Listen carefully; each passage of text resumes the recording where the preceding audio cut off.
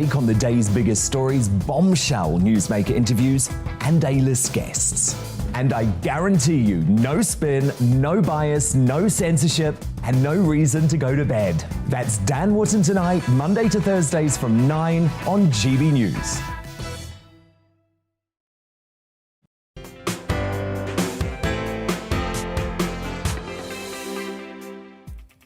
Good afternoon, hello, and welcome to GB News on TV, online, and on your digital radio.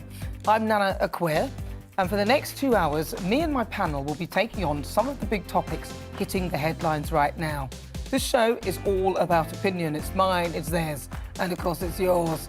We'll be debating, discussing, and at times we will disagree, but no one will be cancelled. So joining me today, it's co-founder of Conservatives Against Racism, Albi Amankona, and comedian Leo Kearse. Before we get started, let's get your latest news headlines.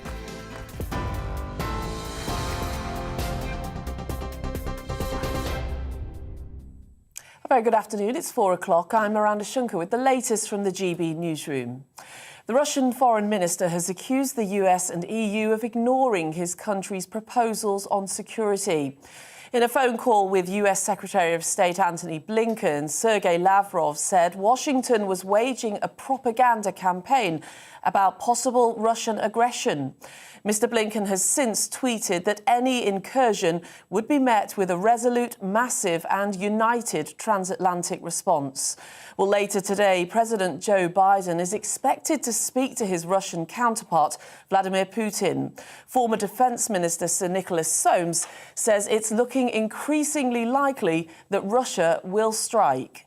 It's very important that diplomacy is given every chance, but it looks to me as though President Putin is imminently awaiting to do one of probably three things. I mean, I think he could either withdraw his troops, he could force a corridor, which he would quite like to do, probably down from Ukraine into the Crimea, or he could launch a full-scale invasion. But if he does, he will pay a terrible price. Well, in other news, French police say they've intercepted 500 vehicles from so-called freedom convoys aiming to enter Paris. Inspired by the ongoing events in Canada, protesters are demonstrating against COVID-19 restrictions. France has mobilised thousands of police, set up checkpoints and riot control barriers to keep out the convoys. So far, more than 300 motorists have been handed tickets. Meanwhile, at least 2 protesters have been detained in one central Parisian square. Well, back here, and Boris Johnson will not lose his focus on the Ukraine crisis, despite being sent a police questionnaire about lockdown parties. That's according to Junior Defence Minister James Heappey. He says the Prime Minister will stay focused on leading the international response and continue to attend National Security Council and COBRA meetings. The Metropolitan Police have contacted more than 50 people believed to have attended the parties, asking them to explain their involvement or face fines. The PM has denied any wrongdoing. A British journalist held by the Taliban for several days in Afghanistan has finally been released. Andrew North was reporting on the country's humanitarian crisis for the United Nations Refugee Agency. Meanwhile, friends of a second British man detained by the Taliban have pleaded for his release. Peter Juvenal was visiting Afghanistan for business and family reasons. He's been held since early December. Experts from SAGE are warning that lifting all COVID restrictions will have a disproportionate impact on vulnerable people. It follows the Prime Minister's announcement that restrictions will end soon, including the need to self-isolate following a positive test. SAGE has also raised concerns about the consequences of removing access to free testing and called for clear and consistent messaging to the public about the ongoing risks. A charity is warning there's a hidden mental health crisis for older people, with millions having lost their confidence to leave their homes. Age UK says the pandemic has had an alarming impact on the elderly, who are now experiencing anxiety, memory loss and disturbed sleep. The charity is urging friends and relatives of older people to reach out to them and encourage them to ask for help if they're struggling. Now, a court of arbitration panel will decide by Monday if Russian figure skater Kamila Valieva's Winter Olympics will be allowed to continue after she tested positive for a banned heart drug. The 15-year-old prodigy became the first woman to land a quadruple jump at the Olympics on Monday, winning a team figure skating gold. She's now scheduled to compete in the singles on Tuesday. If sent home, Valieva would be one of the youngest athletes ever removed from the Olympics for doping. Well, this is GB News. We'll bring you more news as it happens. Now let's return to the show with Nana Akua.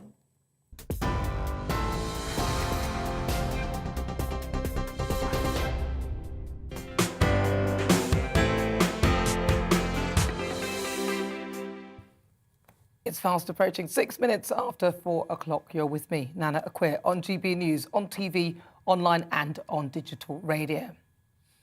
What's wrong with this picture? We're currently on the edge of war in the Ukraine against Russia, who are allies of China, both with the ability to strategically disable the West, one who can cut the supply of power and the other the supply of goods. And you want to talk about Partygate. Really? Surely those of you who are calling for the Prime Minister to resign are starting to reevaluate the situation? No? We're at the stage where Boris Johnson must now fill in a questionnaire. This is a joke, right? The rest of the world are laughing at us, but not for the reasons that most of the mainstream media will have you believe, i.e. that our leader apparently broke his own rules and therefore has no credibility, which is probably true. But they're laughing at the triviality of it all. Firstly, because he was exposed for doing whatever he was doing, because in most countries this simply wouldn't get out. Secondly, that many of the politicians coming out on their moral high chairs are total hypocrites, like Cash for Questions and love rat Sir John Major, whose premiership was tarnished by sleaze, and warmonger Tony Blair. And finally, they're laughing because in their country, anyone who betrayed the leader wouldn't be the one in trouble, not the other way round. And in this instance, it would be Dominic Cummings. So now we must cut off our nose to spite our face and get our Prime Minister, primus inter pares, to answer a questionnaire and potentially pay a fixed penalty notice. And if it goes to court, which only happens if you contest the notice or don't pay the fine, then he could end up with a conviction. And if he agrees with the notice, then he has broken the rules and therefore misled Parliament, and he should apparently resign. So to finally push Boris Johnson into checkmate, he's been given a questionnaire to fill in. I can see it now. Question 1. Did you have a party? A, yes. B, no. C, maybe. D, other. Question 2. Only answer if you've answered yes to party on question 1. Otherwise, if you've answered B, no, go to the end of the questionnaire. Otherwise, continue. Question 2. Did you have cake? A, yes. B, no. C, maybe. D, other. Question 3. If you answered yes to question 2, that you did have cake, what type of cake? Otherwise, if you've answered D, other, please specify in the box below. Go to question 4 if you've answered, oh, for goodness sake, really? I mean, come on, seriously. As Russian troops line the Ukrainian border, well over 120,000 of them, are you sure you want to destabilise the UK further following this Dominic Cummings spurned lover routine? Or have you finally come to the sensible conclusion that this is way overboard? Come on, have a word with yourself. I've got a question for you. What's more important? A, war, B, cost of living crisis, or C, Partygate?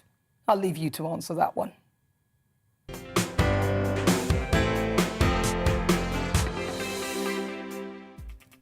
So before we get stuck into the debate, here's what else is coming up today. In my difficult conversation this week, now this woman is incredible. I'll be meeting a lady who's been trying to make a difference in one of the most deprived areas in the UK. Almost half of the children in Hackney live in poverty, the third highest level of child poverty within local authorities across the UK. But Michelle Dornley has made it her mission to support her neighbours by setting up a food bank. Now, we'll find out more after 5 o'clock. The great British debate this hour. Tensions between Russia and Ukraine are at a knife edge, with America warning that Russia could invade Ukraine at any time. UK Foreign Office has warned British nationals to leave the country within 48 hours, while commercial means are still available.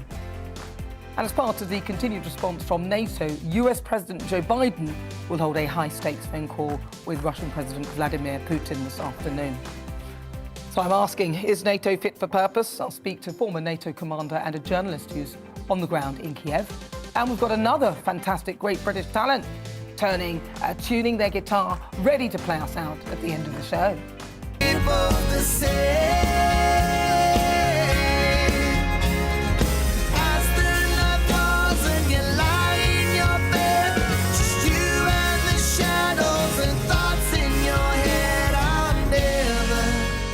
I'm loving your trembling heart. Now, Steve Young will play his track Trembling Heart before 6 o'clock. You won't want to miss it. And tell me what you think on everything we're discussing. You can email gbviews@gbnews.uk or tweet me @gbnews. Right, let's get started. Welcome to my panel. Co-founder of Conservatives Against Racism, Albi Amankona, and comedian Leo Curse. Hello, welcome, guys. Nice to see you. You got a little bit of sniffle. A little bit. Can you tell? Yes, I can, because I hear... I used to do that when I was little, and I had no idea. And one time, somebody actually sort of filmed me like later on in life doing this thing, and I realised I was going... It was so unattractive. I thought, and now you've progressed to burping and farting as well, which is... dare you. How dare you. This was all behind the scenes. Nobody mentioned it. Now he's done it. He's exposed me. Don't worry, I'll knock you out with one episode later on. So what do you think then? So Boris Johnson, we've been talking about Partygate. Frankly, I'm bored of it. I don't want to hear it again. But we've got so much happening, and then he's been given a questionnaire. So I'm going to have to come to you, Albi, as a Conservative sort of commentator against racism and all that. So what do you think now? Is it time to stop? No, I don't think it's time to stop for two reasons. The first reason is that I completely understand there are a lot of other things going on, both domestically and internationally at the moment. We've got the cost of living crisis here at home, and abroad, of course, we've got the situation in Ukraine, which is really quite concerning to see how that's escalated so quickly. And now the Foreign Office has said people should leave whilst commercial routes are still available. However, we do live in a country where the rule of law and due process is important. And as a Conservative, I believe that the rule of law is paramount. And if it is found that the Prime Minister has broken the law and misled Parliament, that will be a very serious domestic issue. And I guess you just have to ask the question, do you want to live in a country where it's OK for our leaders to break the law? But the laws, come on, let's be honest. I mean, the laws were so vague. I mean, he may well have, I slightly believe that he probably thought he wasn't having a party, because in some of them where he thought he was in the office, it might not. I mean, I'll be honest, I was a little bit confused at that time as well, and so were so many. And you know that he has lots of civil servants who actually make the rules. I know it's not good enough. Well, yeah, but he made the rules. He made the laws. Yeah, but have you not noticed? How can you not know your own laws? Well, I'm sorry, but they were really complicated, and they they were complicated. Even they were getting them wrong. But look, okay, so this is like trial by media, though. What about the Zoom picture, right?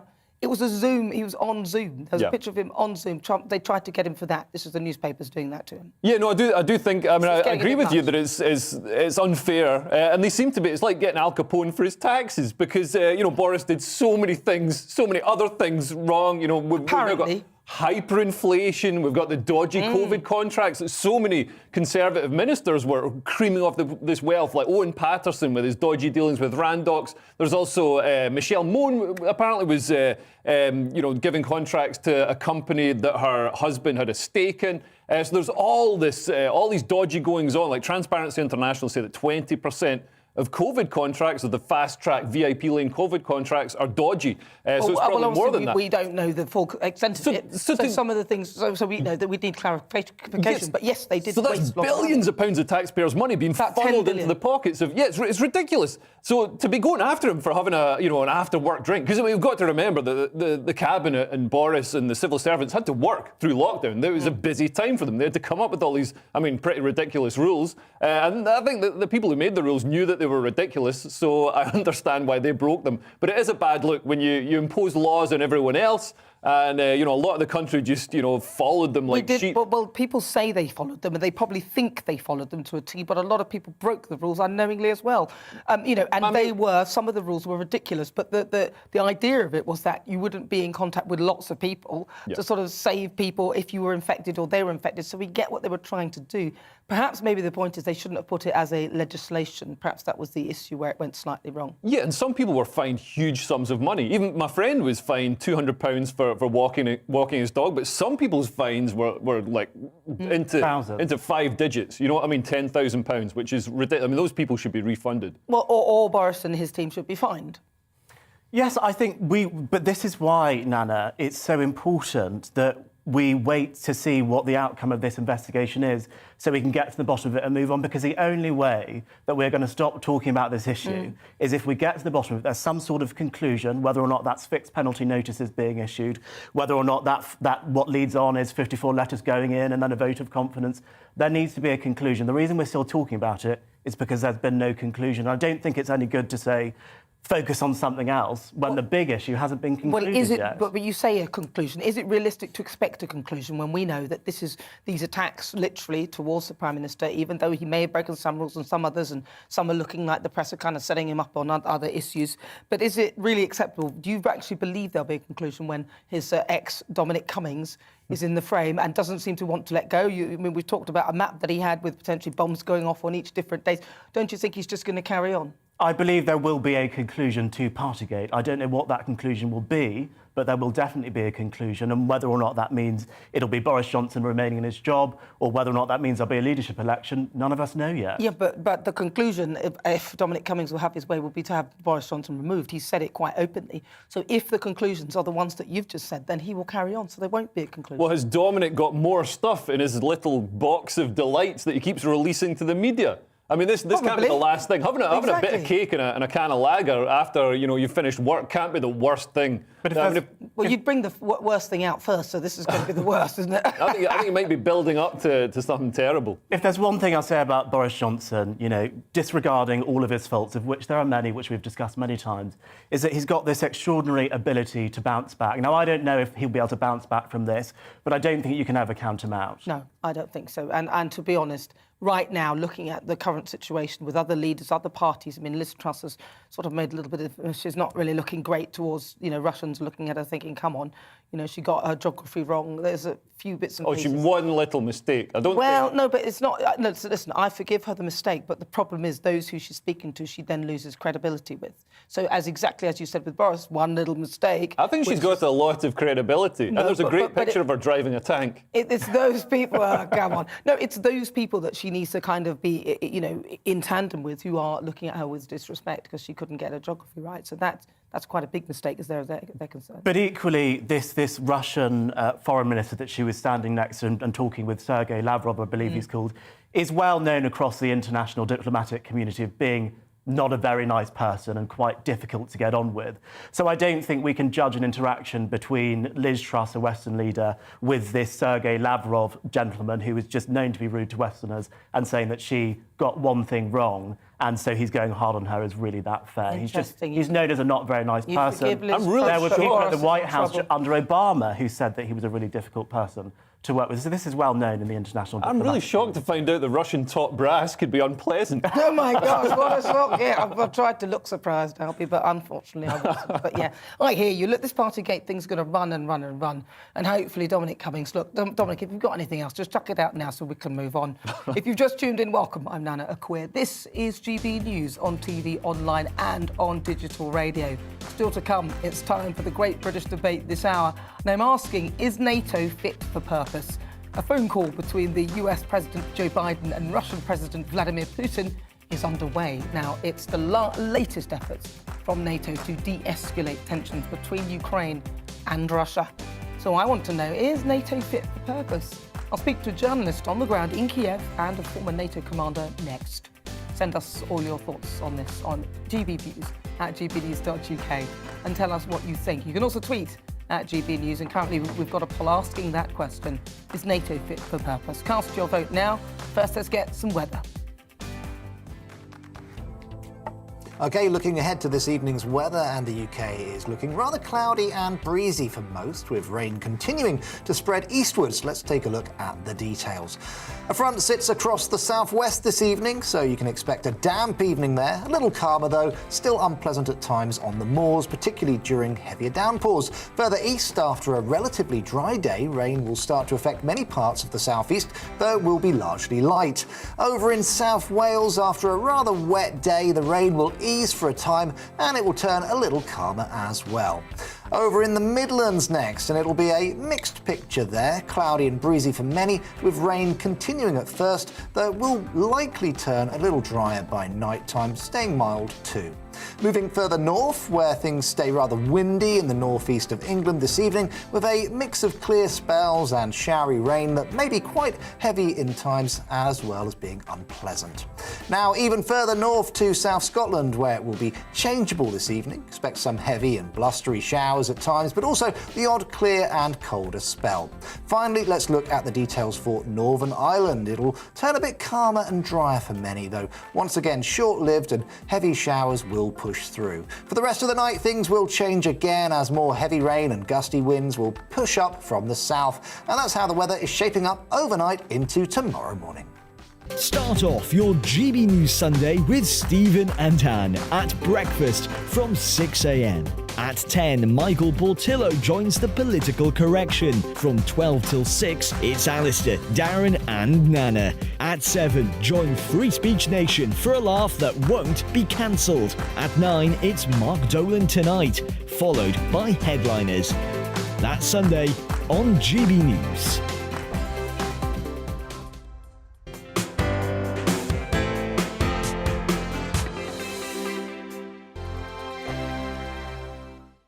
GB News is the UK's home of discussion and debate from all perspectives. To stay up to date on the latest stories, make sure that you subscribe to the GB News channel right here on YouTube. You can watch us live 24/7 across the whole world. You can also check out exclusive content and catch up on previous episodes of your favourite shows. Every day, we ask the questions that you'd ask, so why not add your voice to the conversation in the comments section? Don't forget to subscribe. We are GB News, Britain's news channel. Every night at 11 on GB News, we bring you the next day's stories the day before. It's basically like time travel. If it's a big story, we'll cover it, guaranteed. But we'll also have some fun along the way. Big opinions, big laughs. Sometimes big hair. This is Headliners, the paper review show that won't send you to sleep like the others will. 11 p.m, 7 nights a week. Join us.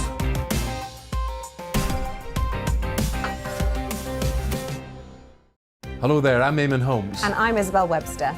And we hope you can join us for Breakfast with Eamon and Isabel. You make me laugh out loud, belly laugh. Is that important first thing in the morning? Yeah, absolutely. And there's me trying to be deadly serious. News is a serious business. Yeah, I have to rein you in sometimes. Well, it doesn't stop us laughing at it. It doesn't stop us having an opinion on what's going on. Yeah. And it certainly will not stop us reflecting what you think. Weekdays from 6 to 9:30 on GB News. I'm Dan Wootton. Join me Monday to Thursday from 9 to 11 for the feistiest and most fun news debate on TV, where free speech reigns. I'll bring you a sharp take on the day's biggest stories, bombshell newsmaker interviews, and A-list guests. And I guarantee you, no spin, no bias, no censorship, and no reason to go to bed. That's Dan Wootton Tonight, Monday to Thursdays from 9 on GB News.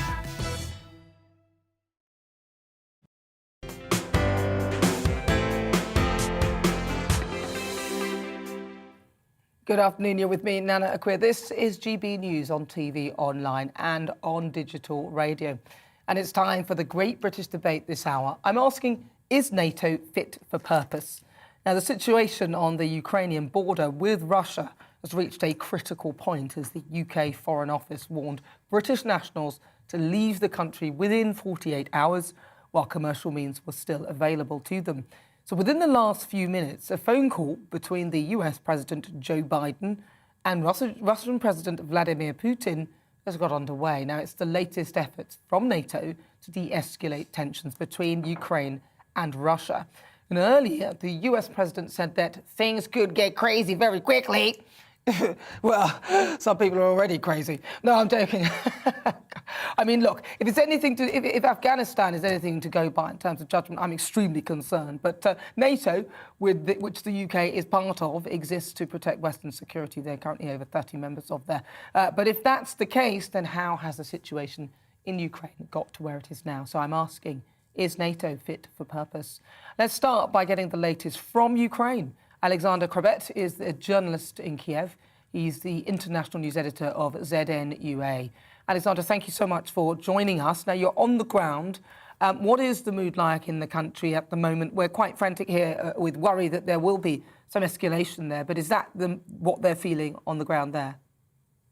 Hi, Nana. Thank you for your questions. On the ground here in Kyiv, the people are really, really quiet and calm because we are used to living with these threats from the Russia since 2014. Already we got part of our country occupied, and these ongoing media messages and the threats from the Russian authorities, like direct threats to the Ukrainian sovereignty. So the people are really calm. But the Kyiv mayor, according to the last reports since the late evening yesterday, he stated that they issued the plan for the evacuation from Kyiv, just in case of one of the plans of Russia to invade Kyiv, the capital of Ukraine, the huge city around 3 million people living in.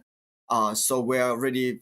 They have buses ready, they have routes ready, they have everything prepared, and the bomb shelters as well everywhere, like in every district here in Kyiv has it. But just recently, 2 hours ago, the huge rally ended.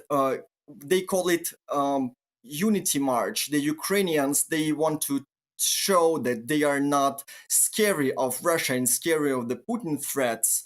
So they marched through the Kyiv downtown, a central part of the Kyiv, and the crowd was like was spread few blocks for the few blocks.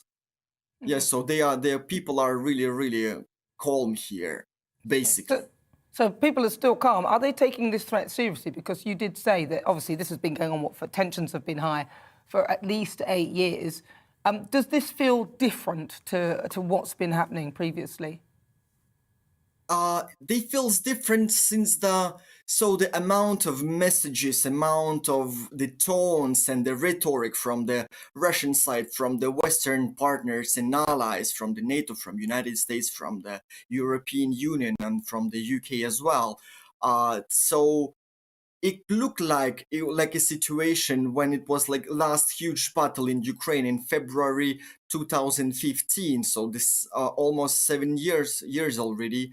The tension is quite feels the same, and the air is electrized with the full of electricity. But still, Ukrainians since the 7 years, they are well prepared. They are different people. They change their mindset, and they are really used to those threats. So Ukrainians don't even go to the supermarkets and grab everything. No, everything. I was just in the morning for my groceries. Everything is full. So no panic scene at all.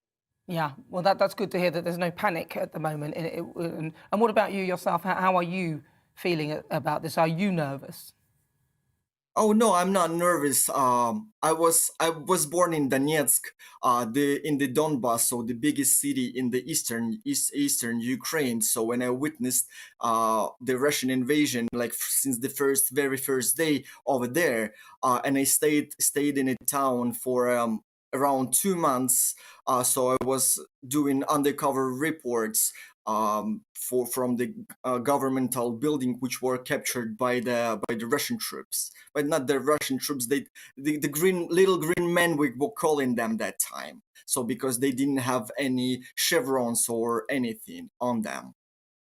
And so I'm staying in Kyiv basically, yes. And for sure, like to report, to do my job, and to inform all of the people, all my readers, our readers, and maybe also your audience as well. Of course. Now, Alexander, I want to ask you very briefly. Now, obviously, NATO are sort of getting involved. Do you think that NATO is giving you enough support at the moment? NATO is giving a lot of support to us, like especially United States and United Kingdom, basically, yeah. And thank you for NLAWs from the London, which provided us. But it's not enough. You know, there are like rumors circulating on the media that the Russians will take the Kyiv within 48 hours. Yeah, of course they can take bomber jets and fighter jets here. Yeah, but so it will be easily for them because we don't have air defense systems. Like our air defense systems are S-300, and it's old-fashioned, like machines should be like in museum, but not to protect the air and the sky of the country, huge country like Ukraine is. We need like something like a Patriot. Yeah, and I suppose that's the sort of protection that NATO could potentially provide you from the ground, but not on the ground. Alexander, thank you very much for joining me. That's Alexander Krupet. He's international. You're welcome, Nana. Editor. Thank you so much. Stay safe. So we've been talking, and it's coming up to our Great British Debate this hour. I'm asking, is NATO fit for purpose? I can now speak to former NATO Commander and former Ministry of Defence Director General Chris Parry. Chris, thank you for joining me. Do you think NATO has responded well to the situation between Russia and the Ukraine? Yeah, I think we've got to differentiate between NATO, the organisation, and the individual members of NATO who have responded in different ways. And I think it's slightly irresponsible to suggest that NATO is there to protect Ukraine. Ukraine's not a member of NATO, and so far, Vladimir Putin hasn't threatened 1 metre of NATO territory. So NATO is actually doing its job. So what do you feel then? Because if NATO, as you said, as we know, Ukraine is not a member of NATO, and they shouldn't really be getting involved in this at all. And as you said, it doesn't appear that they really are. But the trouble here is that it feels, and I know I've been reading that some people are saying that it feels like the West are almost antagonising this situation and actually creating a situation which may not actually materialise at all. Okay, should we just unpick that? This crisis has been created by Vladimir Putin stationing over 150,000 troops on the borders of Ukraine. He's also got 3 frontal regimental level air brigades, and he's threatening Ukraine. I don't see how the defensive alliance of NATO is threatening anybody, to tell you the truth. It's not saying it's going to intervene. It's not saying that actually they're going to position any troops further forward than they normally do. So the only people who are actually threatening anybody here or escalating the crisis are the Russians. And let's face it, we're looking at a totalitarian regime headed by a dictator who looks very much like Adolf Hitler in the 1930s in the way he's operating. I'm wondering, though, because NATO are offering a level of support in a respect, and they have actually reached out to Russia consistently, actually, over the past 30 years, and they've worked together on lots of different issues as well. So what is the relationship now between NATO and Russia like? Well, the relationship is one of balance. Russia knows that if it takes any action against any NATO country, it's a question of an attack on one is an attack on all. But Ukraine, I repeat, is not a NATO country. It is not entitled to anything other than, shall we say, the moral protection of the Western alliance. The members of the NATO alliance, the United States, Western Europe, and also the United Kingdom, are saying, look, we don't really want Ukraine invaded because it's a democracy. We're democracies. We don't like that. And what we're really looking at here is the new fault line in the world. It's not between the NATO and Russia. It's between the Eurasian autocracies and totalitarian powers of China, Russia, Iran, and the democracies of the free world. And this is basically a fight between totalitarianism and democracy. And Ukraine is in the front line of that. And those countries that think they have an interest in protecting democracy, the United States, the United Kingdom, and the stronger members of Europe, are taking that line at the moment. But it's got really nothing to do with NATO. NATO is there to protect its members. So you see this as an alliance of Western powers who are coming in to protect Ukraine in a sense, and it's not a NATO thing at all. Okay. Now, finally, then how big a threat do you think? Sorry. NATO has a voice in this because if Ukraine is invaded, it may well be that some members of NATO, particularly those in Eastern Europe, see Russia going for them next. So there is an implication for NATO. But at the moment, Russia is not threatening any NATO country. This is all about, as I said, democracy versus dictatorship, basically. Thank you very much, Chris. That's Rear Admiral Chris Barry, is a former NATO Commander, former Ministry of Defence Director General. You're with me. I'm Nana Akua. This is GB News on TV, on digital radio and online. Still to come, we'll continue the great British debate. I'm asking, is NATO fit for purpose? You'll hear the thoughts of my panellists, co-founder of Conservatives Against Racism, Albi Amankona, and comedian Leo Kearse. But first, let's get your latest news headlines.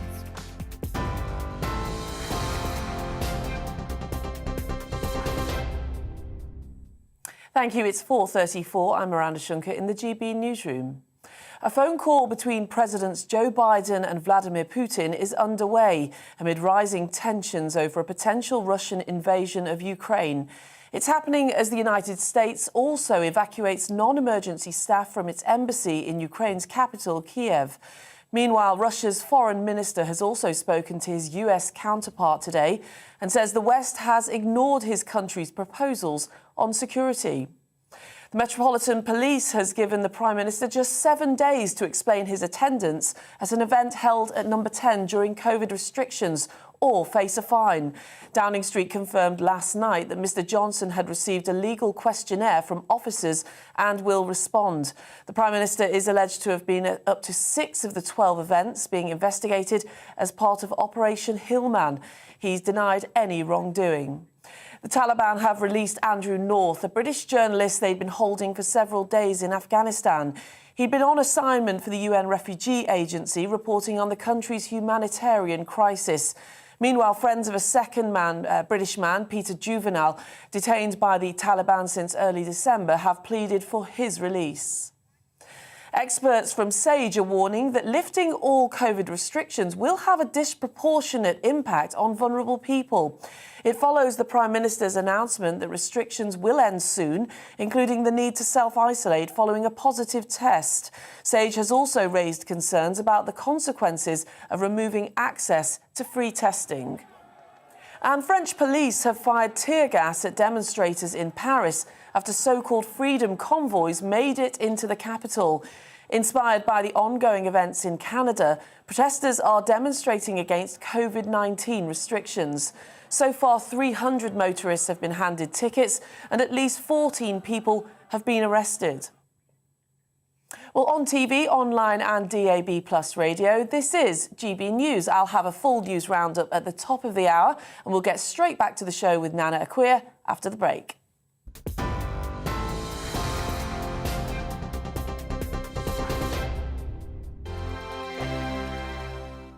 GB News is the UK's home of discussion and debate from all perspectives. To stay up to date on the latest stories, make sure that you subscribe to the GB News channel right here on YouTube. You can watch us live 24/7 across the whole world. You can also check out exclusive content and catch up on previous episodes of your favourite shows. Every day, we ask the questions that you'd ask, so why not add your voice to the conversation in the comments section? Don't forget to subscribe. We are GB News, Britain's news channel.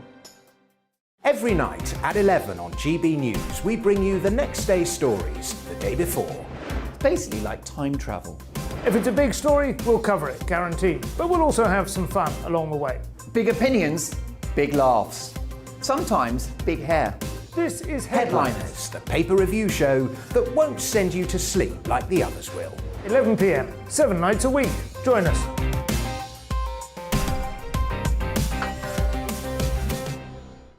Hello there, I'm Eamon Holmes. And I'm Isabel Webster.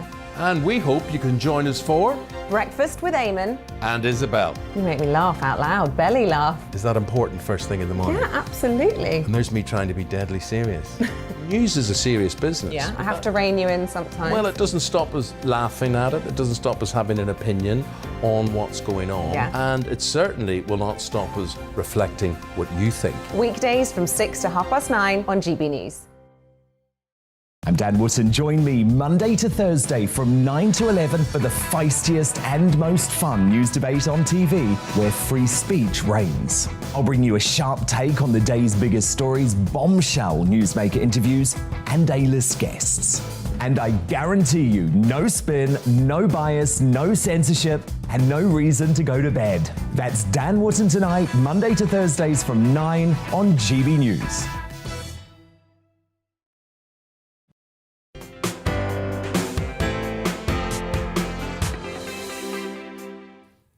Good afternoon. If you've just tuned in, where have you been? It's coming up to 40 minutes after 4 o'clock. I'm Nana Akua. This is GB News on TV, online and on digital radio. So back to our great British debate this hour. I'm asking, is NATO fit for purpose?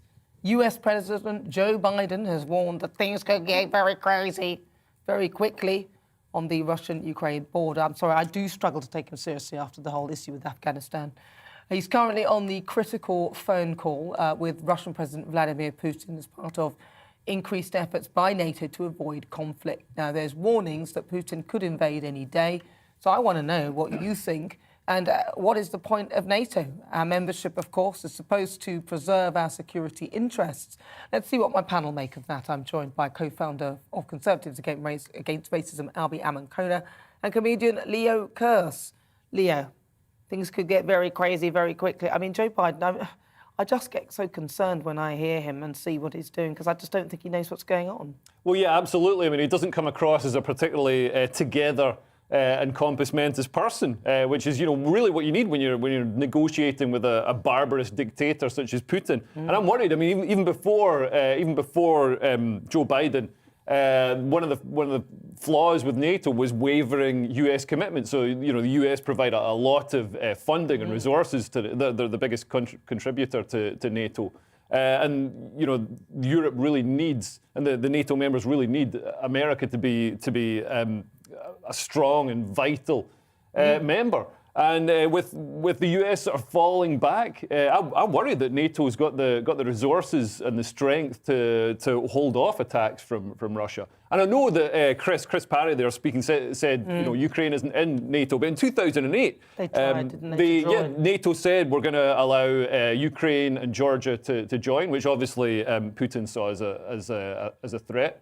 But NATO aren't an aggressor. They aren't an expansionist organisation. They're there to protect the members. Well, it's about, and it's all about transparency. Actually, as I was reading with NATO, that it's about transparency. So if you have sort of an incursion or whatever of I think it's like 13,000 troops on the border, then you need to be transparent and explain why those troops are there on the border of a country that is within the NATO alliance, and of which there are around about 30 countries there. And the Russians weren't being transparent with this, which is one of the reasons why it sort of has escalated in the way it has. But then having said that, Ukraine are not a member of NATO. And whilst NATO are there to protect the border states, Chris was talking about the fact that we are, as individuals going along, although we happen to be members of NATO, and protecting an ally like Ukraine. But I just feel it's going to get very messy. I think it could get very messy. But I think to say something like, well, Ukraine isn't a member of NATO, therefore we shouldn't care about it, is probably not the most intelligent thing to say. Because as Chris, just in general, how dare you say that? Just in general, because as Chris Parry was saying himself, this is a battle between liberty and democracy and totalitarianism. And actually what we have seen in the 21st century, I would argue, is liberty and democracy actually sort of on the retreat, and authoritarianism and totalitarianism rather on the rise, and that's really concerning. And that's why it's so important that NATO and NATO countries provide the assistance which they can to Ukraine, because actually Ukraine borders Poland, and Poland is a NATO member, and we don't want things to escalate and actually start to affect NATO members. Well, what about, though, because as you know, Russia and China have become quite good allies. And that is a worry, isn't it? And as I said in my monologue earlier, that one has superpowers over us in terms of the goods that we consume, and the other one has superpowers over the fuel, especially across Europe. So the issue here is that whilst we may want to stand up and puff up our chests and say that we're going against a totalitarian regime and it's all nonsense because we've all got iPhones. We're taking probably gas from. There will be some of it coming from Russia. We've closed our own gas to import it. I think we'd survive. We'd survive without Chinese tact. We can do without stuff manufactured. Are you sure? Did you see what happened with PPE? Yeah, we don't need PPE. Coronavirus is over. The one thing we don't need from China is any more bioweapons. But I'll tell you what we do need from China, semiconductors. And semiconductors are in all digital equipment. A lot of the digital equipment in this room will rely on Chinese technology. And the semiconductor value chain is a global value chain. Every single part of the world is involved in it. And if one part of that value chain goes, the whole thing falls apart. Well, this shows why we need, economic isolationism and a retreat from globalization. It can be a good thing because we won't be dependent on these despotic regimes. I mean, China is basically committing a genocide against Uyghur Muslims. And while the world's distracted by Ukraine, China is going to be rattling the saber in its seas, and particularly against Taiwan. I think we need to stand up and be strong against these dictators and show the world that if you're a democratic country, we'll protect you. Well, that's kind of the idea of the NATO alliance, isn't it? To sort of make sure that nobody gets a bit above themselves and that we protect each other. But is it actually fit for purpose is the question, because, you've seen it doesn't appear to do that much in a sense. I think they've got around about 5,000 sort of troops around, but they're not really going to be on the ground. They may offer protection from air missiles and things, but I'm not seeing it. Let's see what you're saying, though, because this shows nothing without you and your views. Let's welcome one of our great British voices, and this is your opportunity to be on the show and tell us what you really think about the topics that we're discussing. Neil Charlick is the CEO of Gillingham Street Angels, and he's in Kent. Neil, thank you for joining us this afternoon. Do you think that NATO is fit for purpose? Good afternoon. I think NATO could well have a job to do here. I wouldn't let people just join as and when they need us. I think if they were with us from the beginning, then we're going to have to help them. But I think joining just when you need is not the way forward, really. I think, NATO's got a good job to do against Putin, can be a bully. He is trying to grab a bit of land and power, and I think we can't bow down to that. So I think NATO have got to stand up for themselves. What concerns me more, I mean, Russia, they weren't, during the pandemic, they lost a lot of jobs. 1.8 million jobs went. Global food insecurity was on the rise, and I think we should be putting the money into helping his people, our people, all these people, not spending money on bullets. Spend it on food, energy, and trying to help people, not just creating more problems. The world's got enough problems at the moment. Well, thank you so much for that. It's really good to talk to you. Thank you for your thoughts. That's Neil Charlick. He's there in Kent. Let's get back to the panel and see what they think. That's Neil's thoughts. You can't just join when you need. We need you now, we're going to join, but you haven't contributed, what is it? It's not like the Ukraine is just 2% of your GDP towards it. Yeah. I mean, don't America contribute about 75% in comparison to the other nations in terms of their contributions? Yeah, and you see the countries that actually sort of are closer to Russia. The closer you get to Russia, the more nations contribute because they see it as an existential threat. But yeah, I mean, America obviously spends a lot on military funding, so that's. We'd expect America to spend that much. And I really want America to be there and to back the European project, to back NATO. I'm just worried about the rise of sort of progressive liberalism. We call it liberalism, but it's the opposite of liberalism in the West that's undermining. We saw Jeremy Corbyn. Jeremy Corbyn, hates any sort of Western protection of Europe's borders. Hates NATO, hates any sort of Western military action. I mean, I know there have been some terrible Western military escapades in Iraq and other places, but look at the things that NATO have done. So, in the 90s, they bombed the Serbian forces who were massacring in Bosnia and Kosovo. They helped enforce the arms embargo against Libya in 2011, and also they've led on cyber defence, which is actually a vital element. That's all very well, but some of those members of NATO probably require that Russian pipeline, and they may not want to get involved in this. Yes, that's true, and that is, of course, one of the criticisms that was levelled at Germany, because their response, I think, comparatively to Britain and France, of the three major European powers, Germany's response has probably been the softest, arguably because they are relying on this Nord Stream gas line, which I believe comes from Russia. And just to come back to the whole discussion about contributions to NATO, 2% of GDP, I believe only 10 of the 30 countries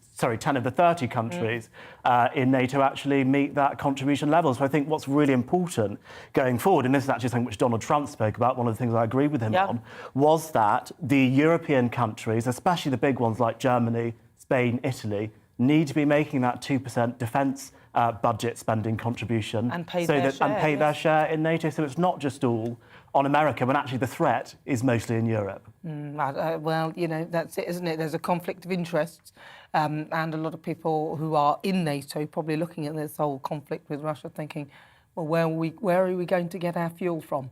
Today I'm asking, is NATO fit for purpose? Lots of you have been getting in touch with your thoughts on it. Nick says, no, I think NATO is set up purely to enhance US influence.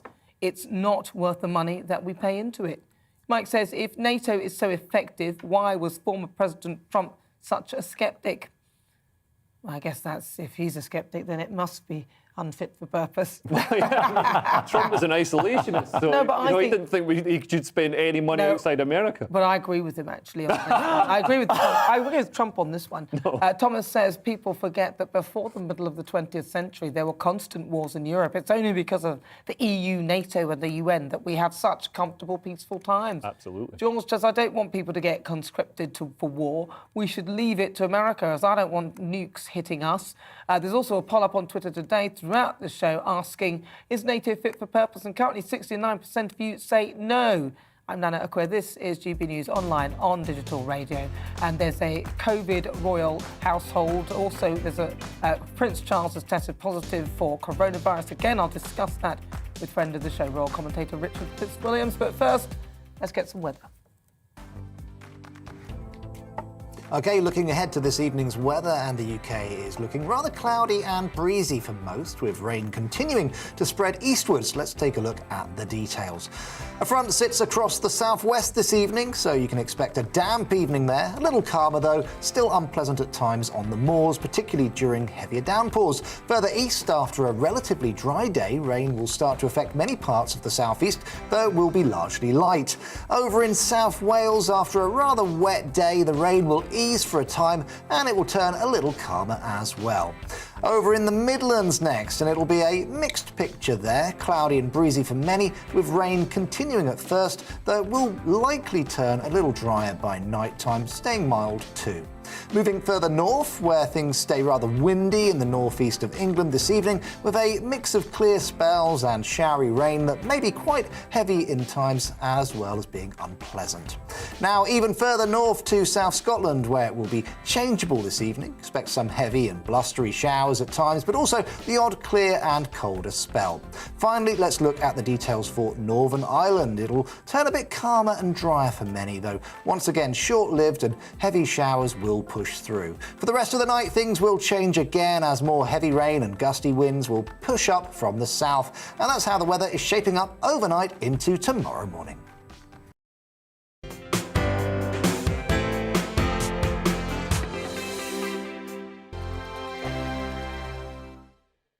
GB News is the UK's home of discussion and debate from all perspectives. To stay up to date on the latest stories, make sure that you subscribe to the GB News channel right here on YouTube. You can watch us live 24/7 across the whole world. You can also check out exclusive content and catch up on previous episodes of your favourite shows. Every day, we ask the questions that you'd ask, so why not add your voice to the conversation in the comments section? Don't forget to subscribe. We are GB News, Britain's news channel.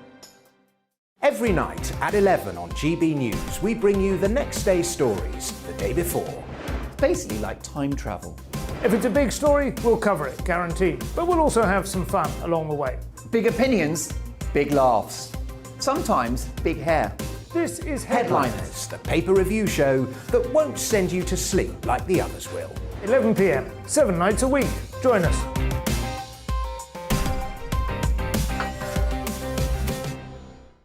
Hello there, I'm Eamon Holmes. And I'm Isabel Webster. And we hope you can join us for Breakfast with Eamon and Isabel. You make me laugh out loud, belly laugh. Is that important first thing in the morning? Yeah, absolutely. And there's me trying to be deadly serious. News is a serious business. Yeah, I have to rein you in sometimes. Well, it doesn't stop us laughing at it. It doesn't stop us having an opinion on what's going on. Yeah. And it certainly will not stop us reflecting what you think. Weekdays from 6 to 9:30 on GB News. I'm Dan Wootton. Join me Monday to Thursday from 9 to 11 for the feistiest and most fun news debate on TV, where free speech reigns. I'll bring you a sharp take on the day's biggest stories, bombshell newsmaker interviews, and A-list guests. And I guarantee you, no spin, no bias, no censorship, and no reason to go to bed. That's Dan Wootton tonight, Monday to Thursdays from 9 on GB News.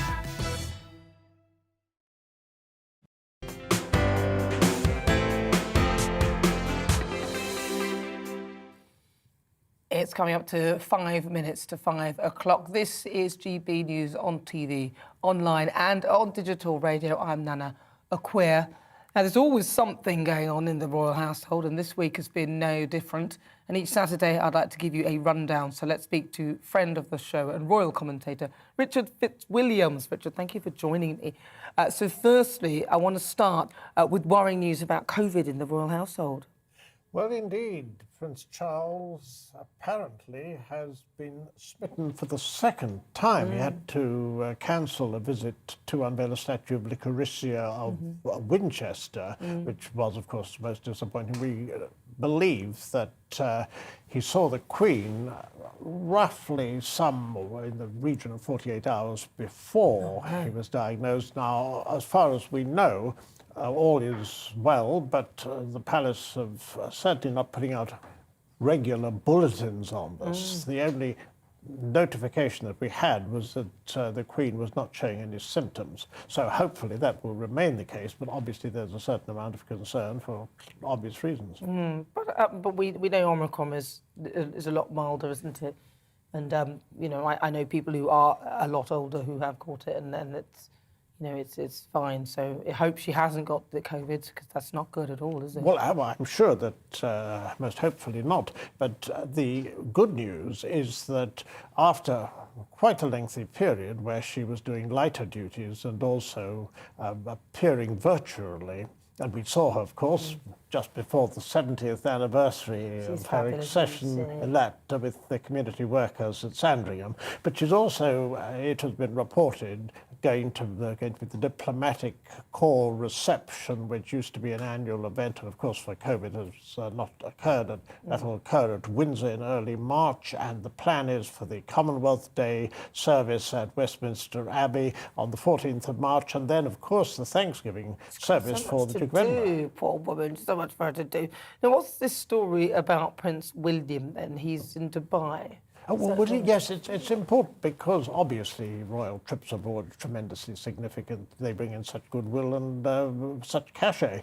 This this year is the 50th anniversary of the UAE, United Arab Emirates, their independence, and also this is a British Day that they were commemorating there. And William had several purposes. One was the United for Wildlife against the illegal trade in wildlife parts. The second was, of course, promoting his Earthshot Prize to help the environment, you know, the ideas that they're looking for variety of individuals, and also it's a huge project, and also a tremendous amount of goodwill. So following this, the good news also is that Catherine is going to Copenhagen on the 22nd and 23rd of February, and she'll be there on the Golden Jubilee of Queen Margrethe.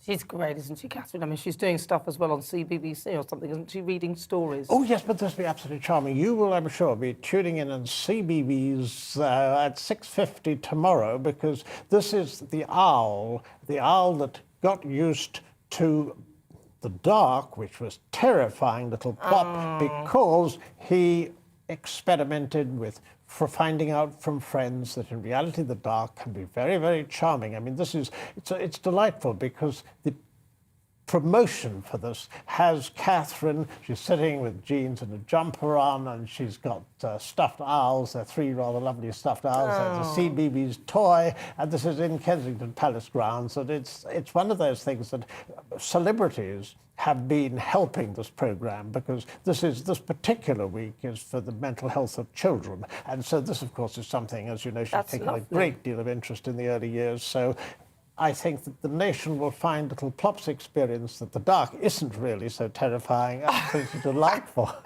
I love that. Little Plop, is that his name? Yes, yes. You see, my little son Ivy, he started to say that he's scared of the dark, so I'm going to have to let him have a listen to that story. Richard, it's such a pleasure talking to you. Thank you so much for joining me. Pleasure. Thank you. That's, of course, Richard Fitzwilliams. He's a royal commentator. You're watching me, Nana Akua, on GB News. Stay with us, because there's loads more still to come in the next hour.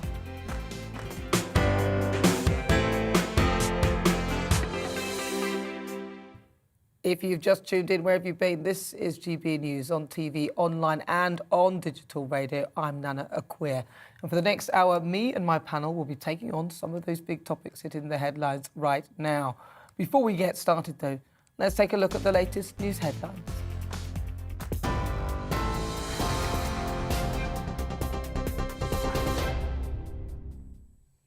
Good afternoon. It's just coming up to 5 o'clock. I'm Miranda Shunker in the GB newsroom. Presidents Joe Biden and Vladimir Putin have spoken on the phone just now amid rising tensions over a potential Russian invasion of Ukraine. Well, that's as the United States evacuates non-emergency staff from its embassy in Ukraine's capital, Kyiv. Meanwhile, Russia's foreign minister has accused the West of ignoring his country's proposals on security and says Washington is waging a propaganda campaign about possible Russian aggression. But US Secretary of State Antony Blinken says any incursion would be met with a resolute, massive and united transatlantic response.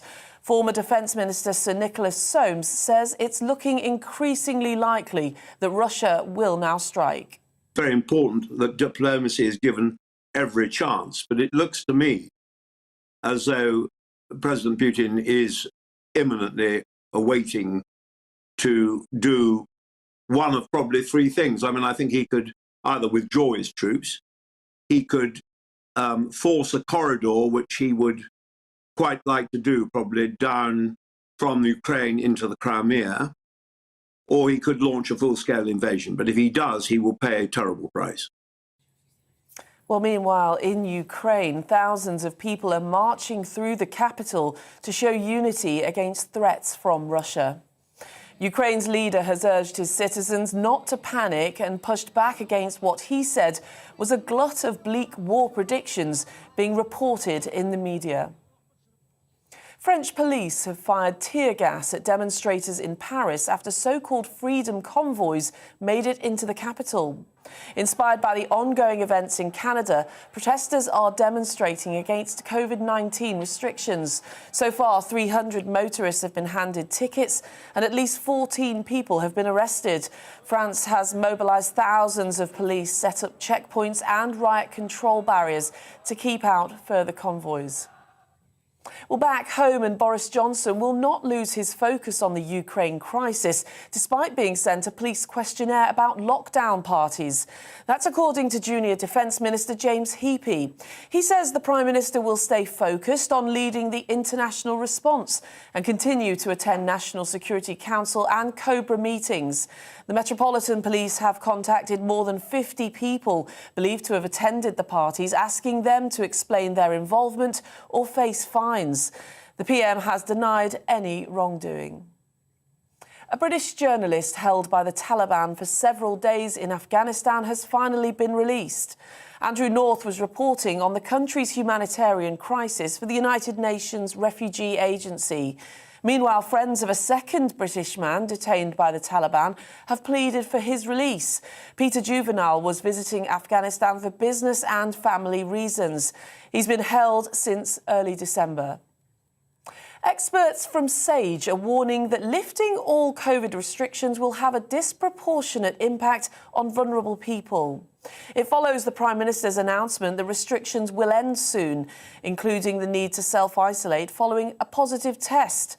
SAGE has also raised concerns about the consequences of removing access to free testing and called for clear and consistent messaging to the public about the ongoing risks.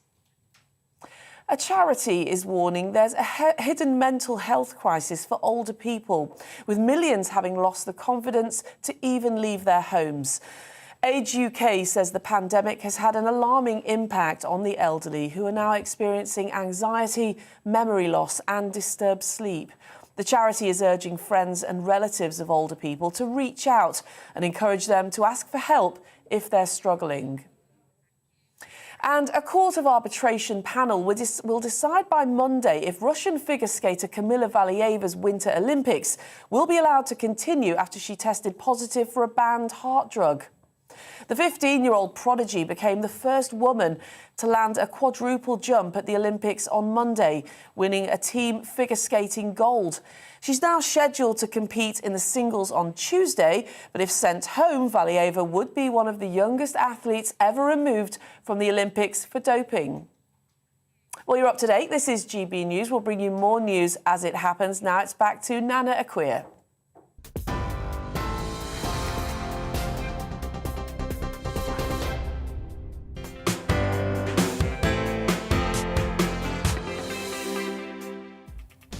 So good afternoon. This is GB News on TV, online and on digital radio. I'm Nana Akua.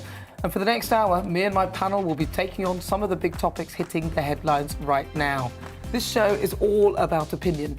It's mine, it's theirs, and of course, it's yours. We'll be debating, discussing, and at times we will disagree, but no one will be cancelled. So joining me today is comedian Leo Kearse and co-founder of Conservatives Against Racism, Albi Amonkona. Now, still to come in a few moments, I'll meet a woman who's trying to make a difference in one of the most deprived areas of the UK. Now, almost half of the children in Hackney live in poverty.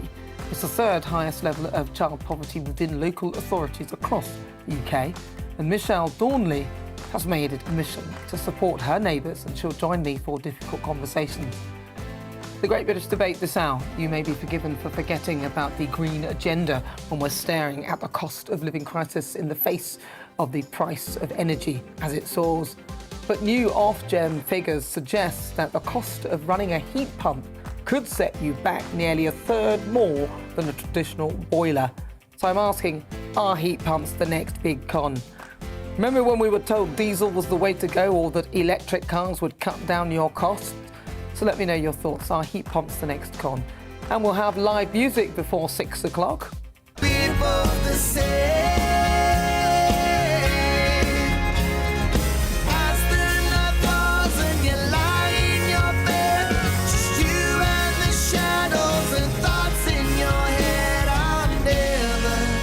Stop loving your trembling heart. Obviously not the full band, but Steve Young is my Great British talent this week. He'll play his track, Trembling Heart. You won't want to miss it. Let me know what you think on everything we're discussing. Email gbviews@gbnews.uk, or why not tweet us at gbnews.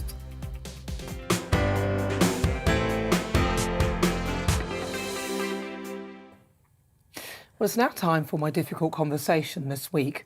Hackney in London is one of the most deprived areas in the country. A 2019 study from Loughborough University suggests that almost half of children that live there are in poverty. It's the third highest level of child poverty within local authorities across this country. Now, the area also has one of the highest rates of knife crime in London, especially within the young population. But behind the statistics, there's a community supporting each other and working to make real change. And my next guest has lived in Hackney her whole life and has seen the borough change drastically in that time. And she's on a mission to improve the quality of life for her friends and the community. Michelle Dornley is the founder of the Hackney Community Food Hub and Children with Voices.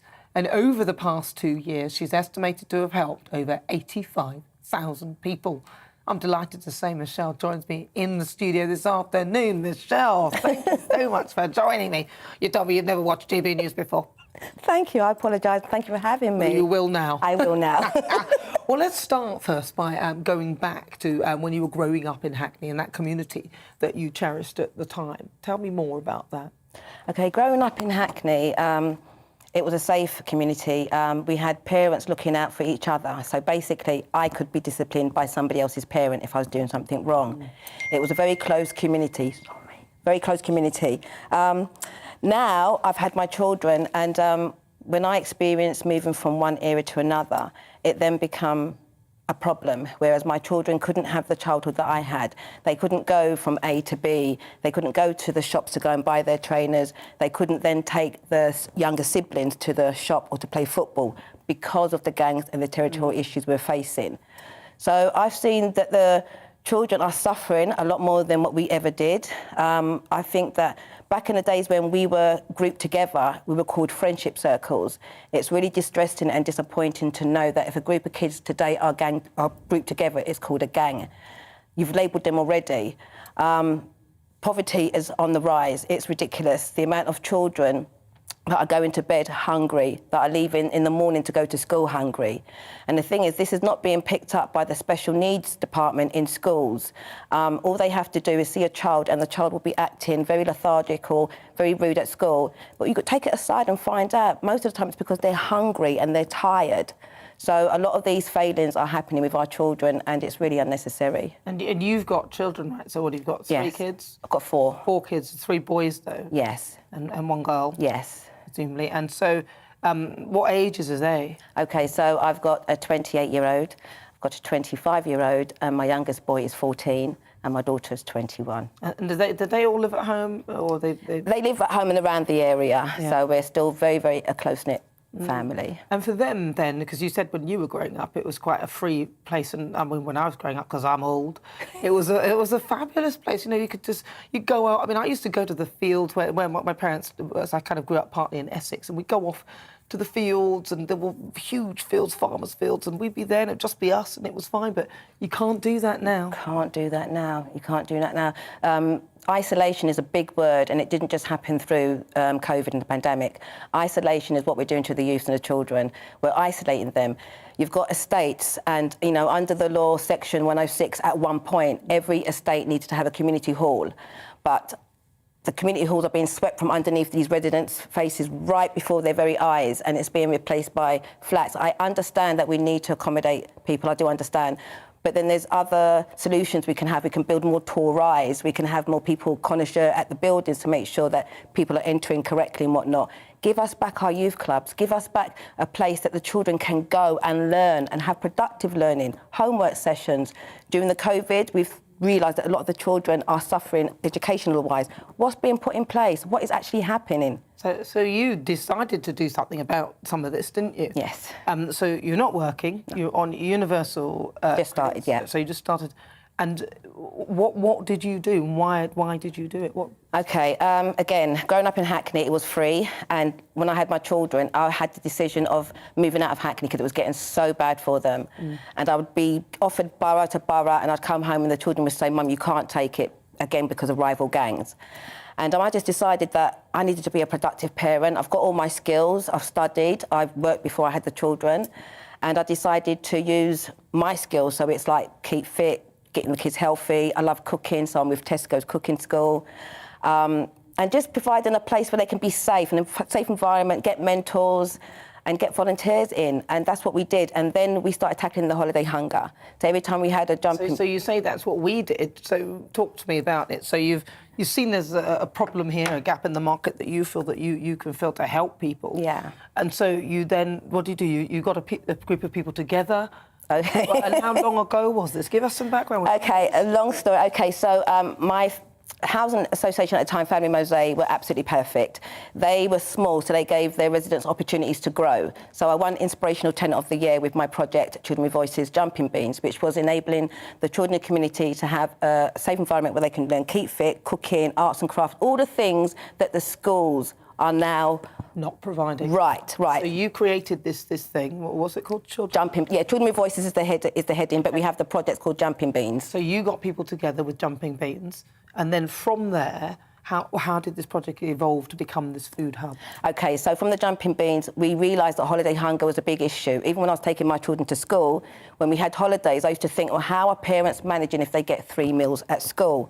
And so we decided that I would go round to all the local shops and ask them for donations, which is what I did.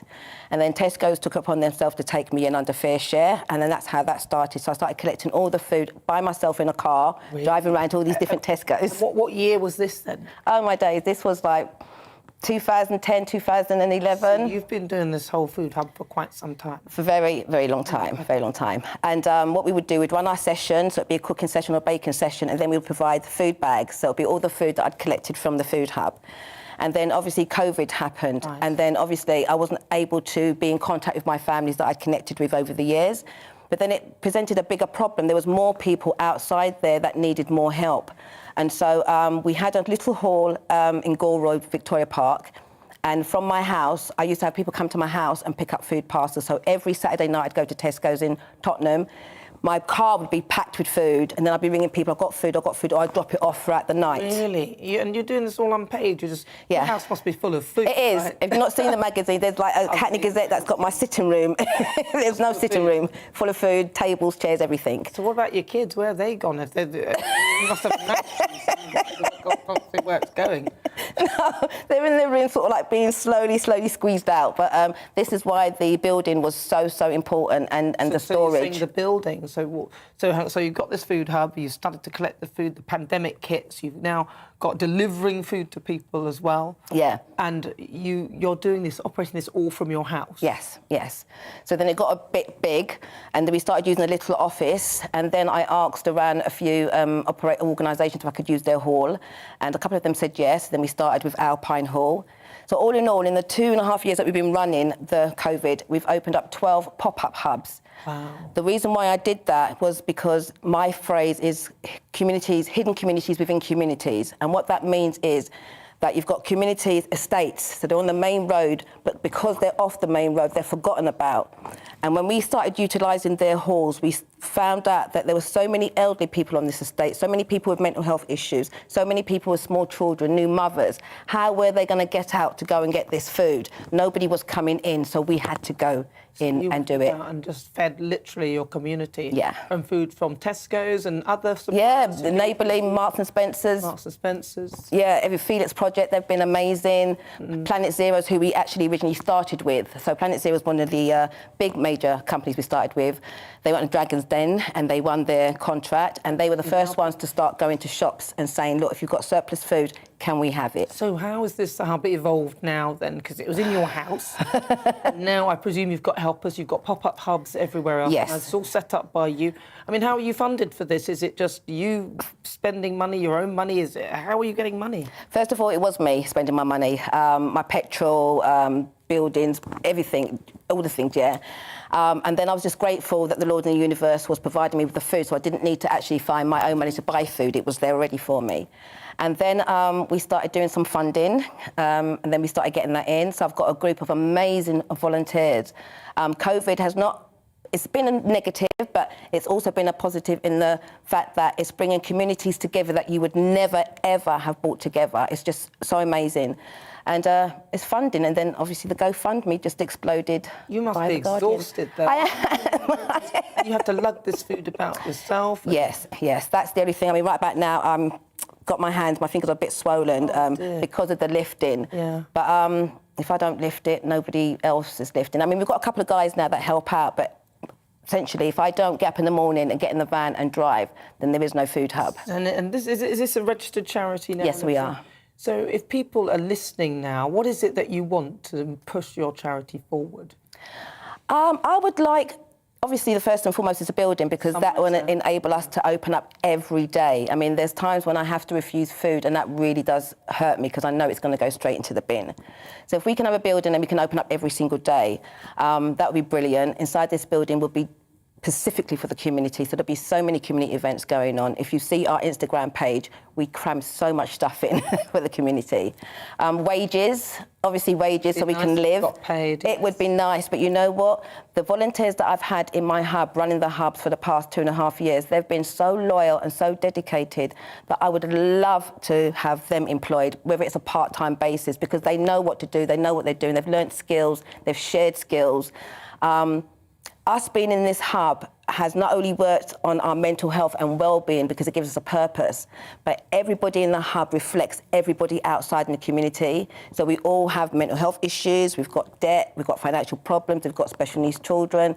So we can relate to a lot of our clients outside, and I think that's what makes us a little bit more unique. Well, you are unique. You're absolutely fabulous. And you mentioned the GoFundMe. If people do want to help, of course, this is a charity, so I'm sure that nobody will begrudge you telling them where they can help if they want to. Where do they need to go? OK, they need to go to the GoFundMe page on Children with Voices. You can find all the details on our Instagram, on our Facebook, Twitter. We're everywhere. Well, you know what? Without people like you, I don't know how this place would survive. And I bet everybody knows your name, right? Well, they will now. They will now. She's Michelle Dornley. Thank you so much for Thank you for having me. And I hope you will watch GB News now. I will now, definitely. Fabulous. Thank you. Fabulous, fabulous. That's Michelle Dornley. She's the founder for Hackney Food Club. What an inspirational, amazing woman. Right, so coming up, it's the Great British Debate this hour. I'm asking, are heat pumps the next big con? New analysis of Ofgem figures has found that the cost of running a heat pump could cost you a third more than a traditional boiler. The price is likely to rise as well because, obviously, to more than at least £1,250 a year when energy prices increase from April. So with the government pushing for more heat pumps to be installed in homes, I'm asking, are they the next big con? Just email me now if you can, gbviews@gbnews.uk, or tweet me at gbnews. But let's get an update first of the weather. OK, looking ahead to this evening's weather, and the UK is looking rather cloudy and breezy for most, with rain continuing to spread eastwards. Let's take a look at the details. A front sits across the southwest this evening, so you can expect a damp evening there. A little calmer though, still unpleasant at times on the moors, particularly during heavier downpours. Further east, after a relatively dry day, rain will start to affect many parts of the southeast, though it will be largely light. Over in South Wales, after a rather wet day, the rain will ease for a time and it will turn a little calmer as well.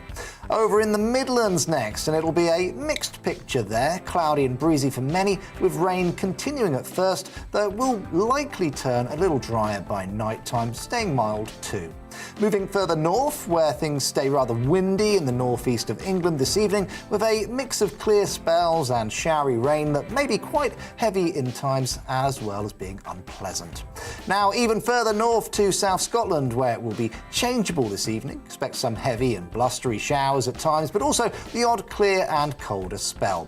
Finally, let's look at the details for Northern Ireland. It'll turn a bit calmer and drier for many, though once again short-lived, and heavy showers will push through. For the rest of the night, things will change again as more heavy rain and gusty winds will push up from the south. And that's how the weather is shaping up overnight into tomorrow morning. Hello, I'm Alastair Stewart, and I'd invite you to join me at 8 o'clock on Fridays and again at noon on Saturdays and Sundays for Alastair Stewart and Friends. I've been in this business for over 40 years. Here at GB News, I've never been happier. I get to choose the big stories that really interest me. We hear what you have to say, and you hear what I have to say. I really hope you can join me. 8 on Fridays, noon on Saturdays and Sundays.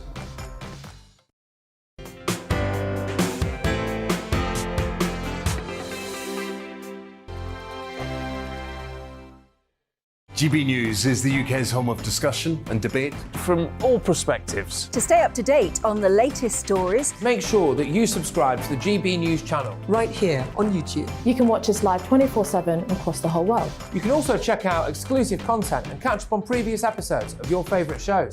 Every day, we ask the questions that you'd ask, so why not add your voice to the conversation in the comments section? Don't forget to subscribe. We are GB News, Britain's news channel. Every night at 11 on GB News, we bring you the next day's stories the day before. Basically like time travel. If it's a big story, we'll cover it, guaranteed. But we'll also have some fun along the way. Big opinions, big laughs. Sometimes big hair. This is Headliners, the paper review show that won't send you to sleep like the others will. 11 p.m, 7 nights a week. Join us.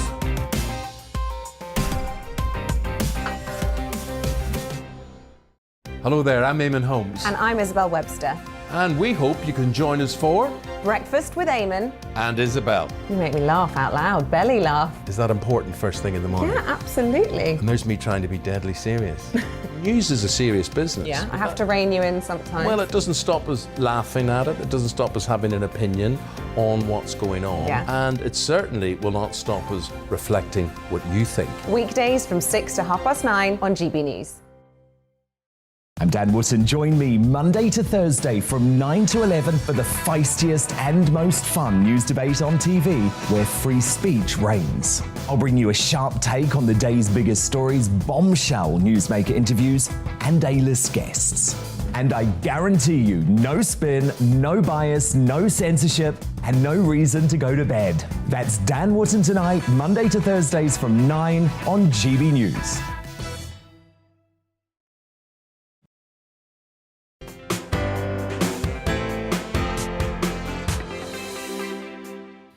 This is GB News on TV, online and on digital radio. I'm Nana Akua, and it's time now for our Great British Debate this hour. And I'm asking, are heat pumps the next big con?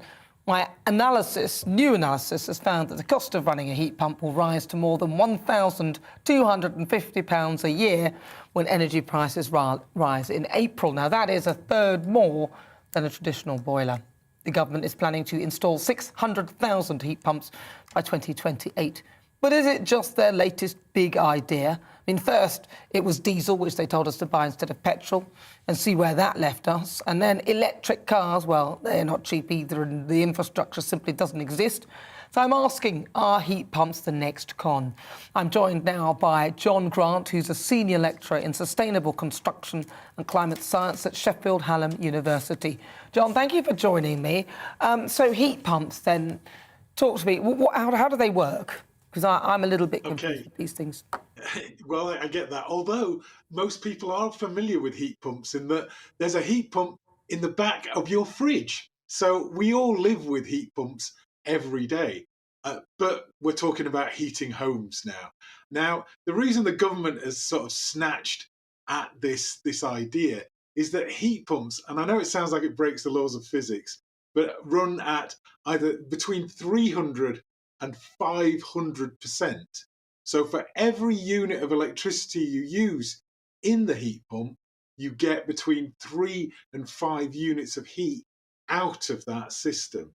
Now, the problem is, and your question, which is a really valid one, is that at the moment, gas prices are about 4 pence and electricity prices are about 16 pence.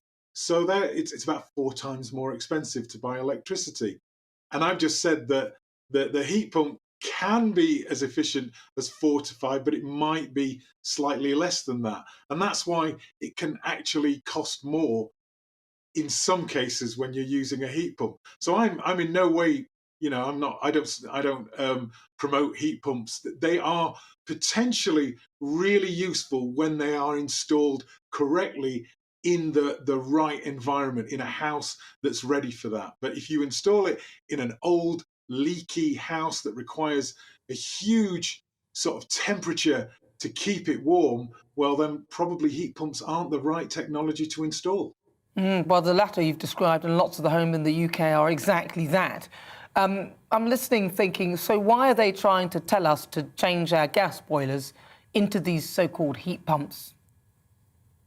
Well, the reason is, of course, gas is a fossil fuel, and we have to stop using fossil fuels. That's a scientific reality.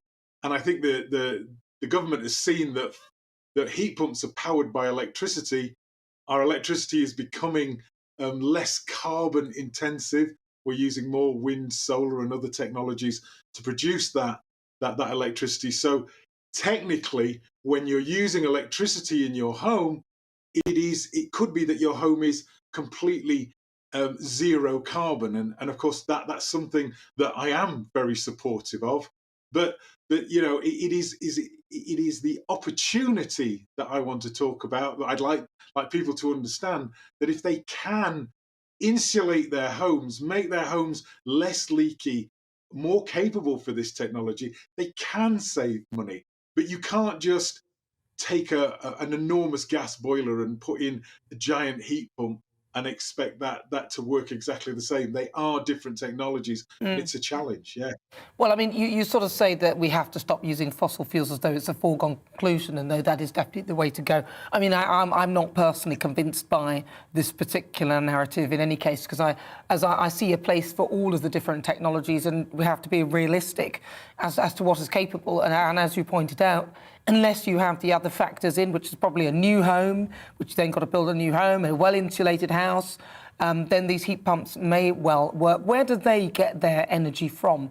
What are they powered by, if not fossil fuels? Well, like I said, that we have an infrastructure that's growing in terms of renewable energy, and so the electricity feeding into this, hopefully in the reasonably near future, you know, but before 2035, that electricity grid will be fundamentally driven by electricity that is zero or very low carbon, and that then will give us the advantage. But if we can shrink down by improving our houses, what we need really before we start a massive rollout of heat pumps is a massive program for improving our homes. We need to insulate Britain. It needs to be done as soon as possible. There are people struggling with their gas boiler that you know we're not even talking about. Well, what's very briefly? What's the insulation made out of?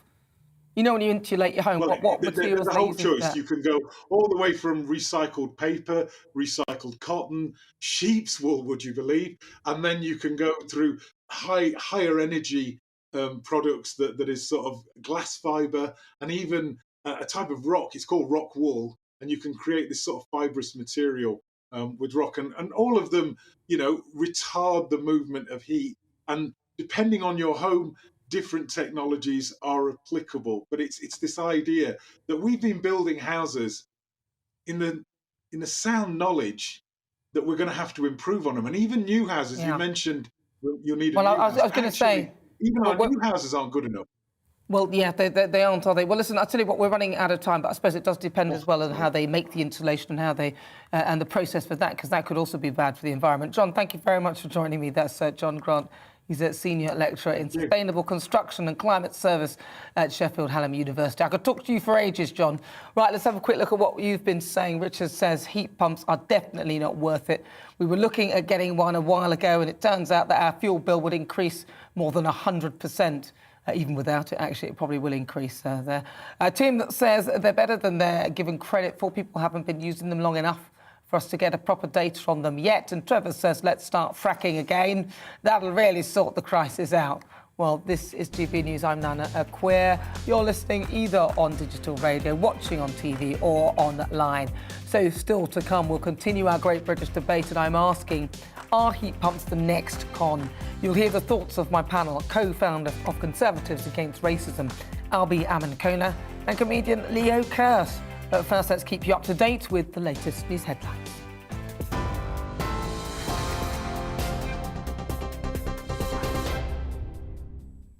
Thank you. It's 5:31. I'm Miranda Shunker with the latest from the GB newsroom. Presidents Joe Biden and Vladimir Putin have spoken on the phone for over an hour this afternoon amid rising tensions at the border between Russia and Ukraine. That's as the United States evacuates non-emergency staff from its embassy in Ukraine's capital, Kyiv. Meanwhile, Russia's foreign minister has accused the West of ignoring his country's proposals on security and says Washington is waging a propaganda campaign about possible Russian aggression. The Metropolitan Police has given the Prime Minister 7 days to explain his attendance at an event held at number 10 during COVID restrictions or face a fine. Downing Street confirmed last night that Mr Johnson had received a legal questionnaire from the Met, which is the equivalent of being interviewed under caution. The Prime Minister is alleged to have been at up to 6 of the 12 events being investigated as part of Operation Hillman. The Taliban have released a British journalist they'd been holding for several days in Afghanistan. Andrew North had been on assignment for the UN Refugee Agency, reporting on the country's humanitarian crisis.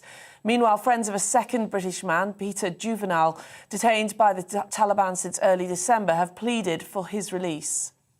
Government scientific advisors from the group SAGE are warning that lifting all COVID restrictions will have a disproportionate impact on vulnerable people.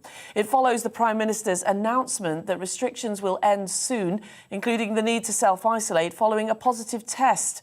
SAGE has also raised concerns about the consequences of removing access to free testing. And French police have fired tear gas at demonstrators in Paris after so-called freedom convoys made it into the capital. Inspired by the ongoing events in Canada, protesters are demonstrating against COVID-19 restrictions. So far, 300 motorists have been handed tickets and at least 14 people have been arrested. Well, on TV, online and DAB+ radio, this is GB News, and we'll get straight back to the show with Nana Akua after the break.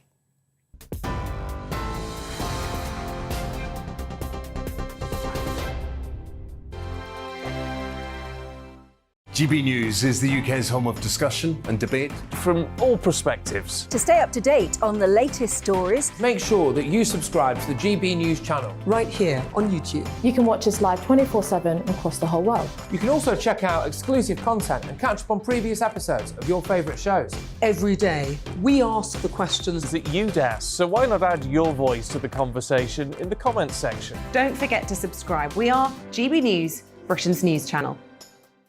Every night at 11 on GB News, we bring you the next day's stories the day before.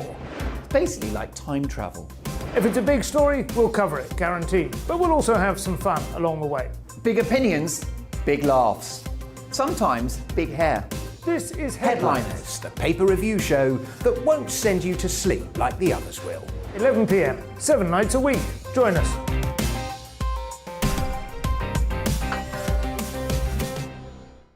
Hello there, I'm Eamon Holmes. And I'm Isabel Webster. And we hope you can join us for Breakfast with Eamon and Isabel. You make me laugh out loud, belly laugh. Is that important first thing in the morning? Yeah, absolutely. And there's me trying to be deadly serious.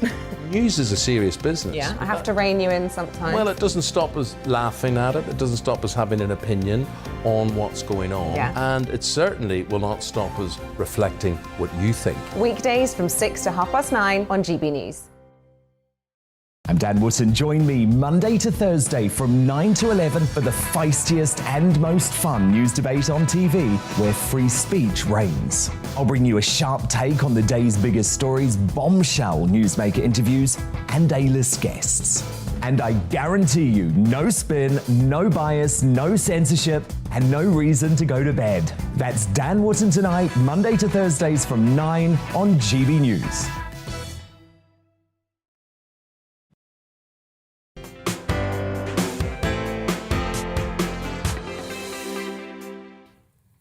So if you've just tuned in, where have you been? We've got some exciting stuff for you. This is GB News. I'm Nana Akua.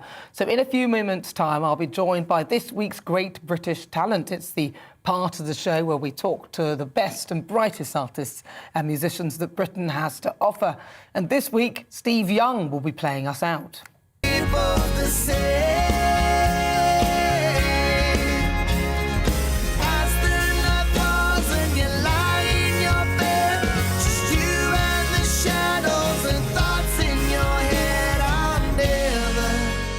I'm loving your trembling heart.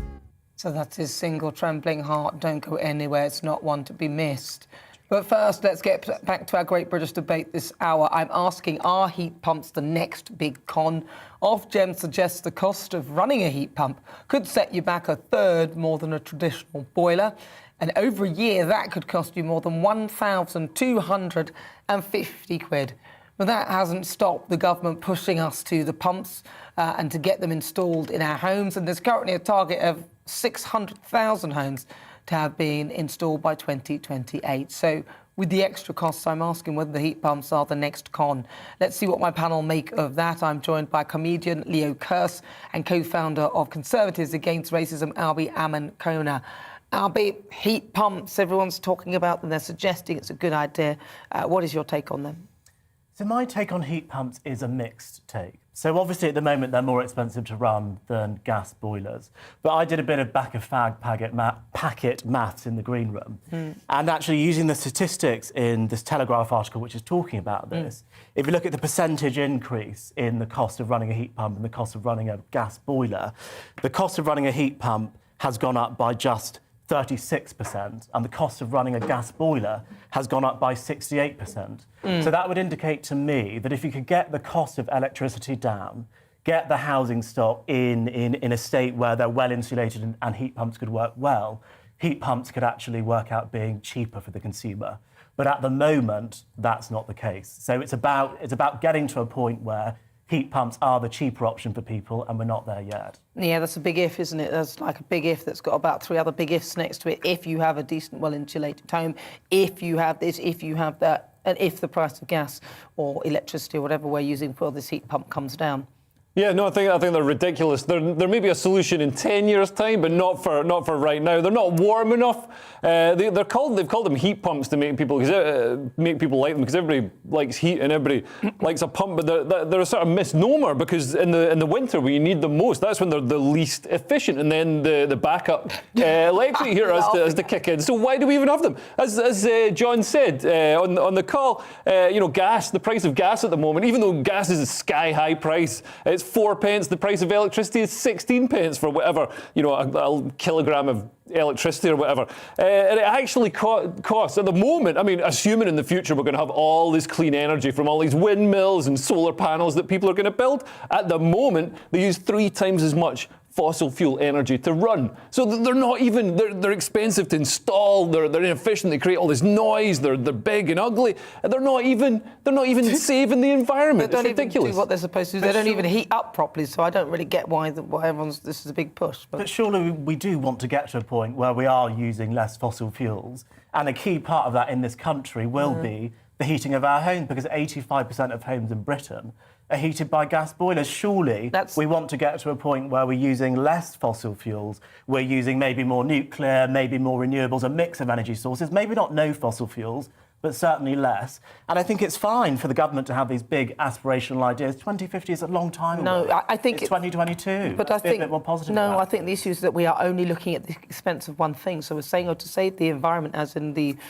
fossil fuels that apparently emit too much carbon into the... They do. That's not... Hang on. Let me finish. Fossil fuels that emit way too much CO2 or whatever it is into the environment, that's going to have a huge impact on the planet. But before they were talking about diesel because of the nitrogen that went into the atmosphere, but then they decided that wasn't as bad, and now CO2 is worse. And then, I'm sorry, but I'm afraid that I'm not buying into this. And I think what we're missing is the cost of, first of all, I asked him about the insulation materials because I was curious as to see how they were made and what they were made of.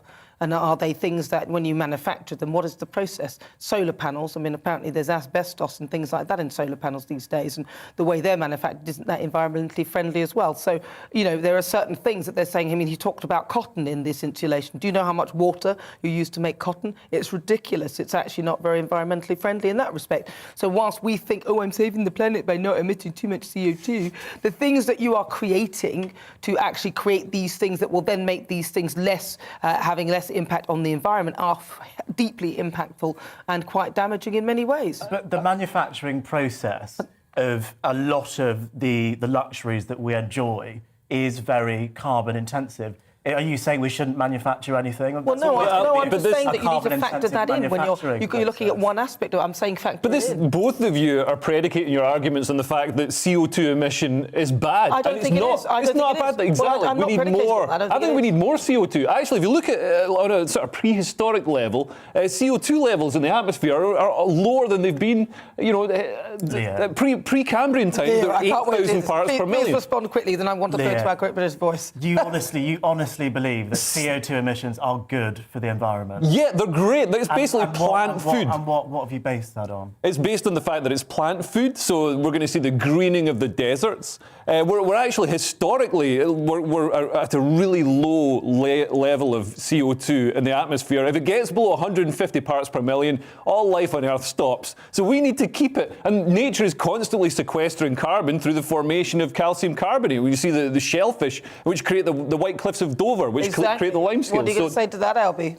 Well, I think it is very clear, and it's quite undisputed, that the CO2 emissions that have been brought about by human activity have caused some bad impacts on the environment. If we look at the Great Barrier Reef, if we look at desertification, actually the opposite of what you're saying. I don't live in the Great Barrier Reef. You know you don't. But I live in the UK. Which is cold. Let Albie finish. We talk a lot about migration and how that's bad and how people are moving around. If all of these parts of the world become uninhabitable because of climate change, we're going to see more mass migration, more people crossing over the Channel. It seems to me from the Great Barrier Reef, what we're going to get? Dolphins? I think dolphins coming over in the UK. Let me just get to the very end of that. From the tropics and in the desertified regions of the world, we are seeing desertification happening a lot. We're seeing a reversal of desertification. Well, listen, I'm going to have to desertify this whole conversation right now because I want to find out what our Great British Voice is saying, because this show is nothing without you, of course. So let's welcome them on. It's their opportunity to be on there and to tell us what they think about the topics that we're discussing. And today, it's Brian Dugan. He's in Edinburgh. Brian, are you on board with the government's green agenda?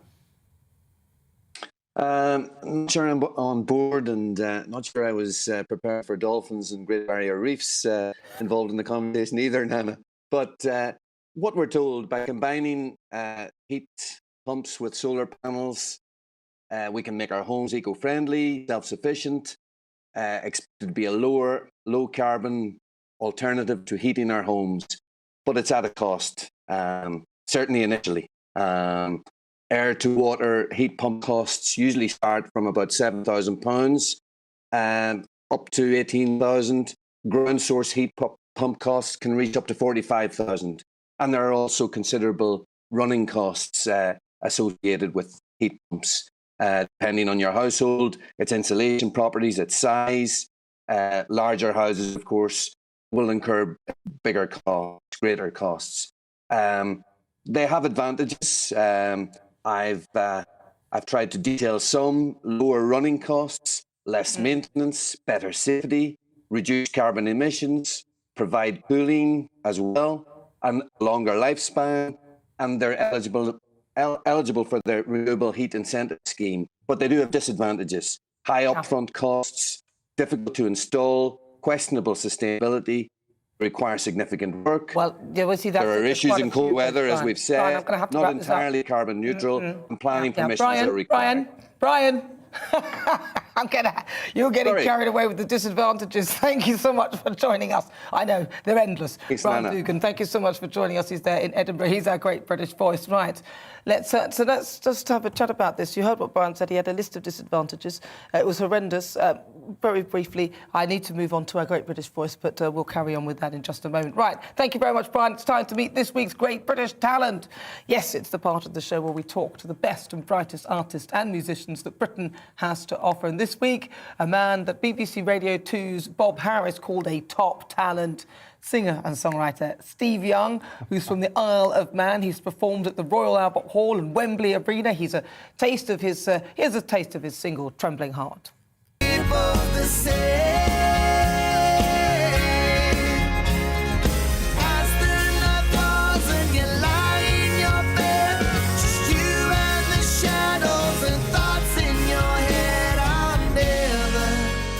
I'm loving your trembling heart.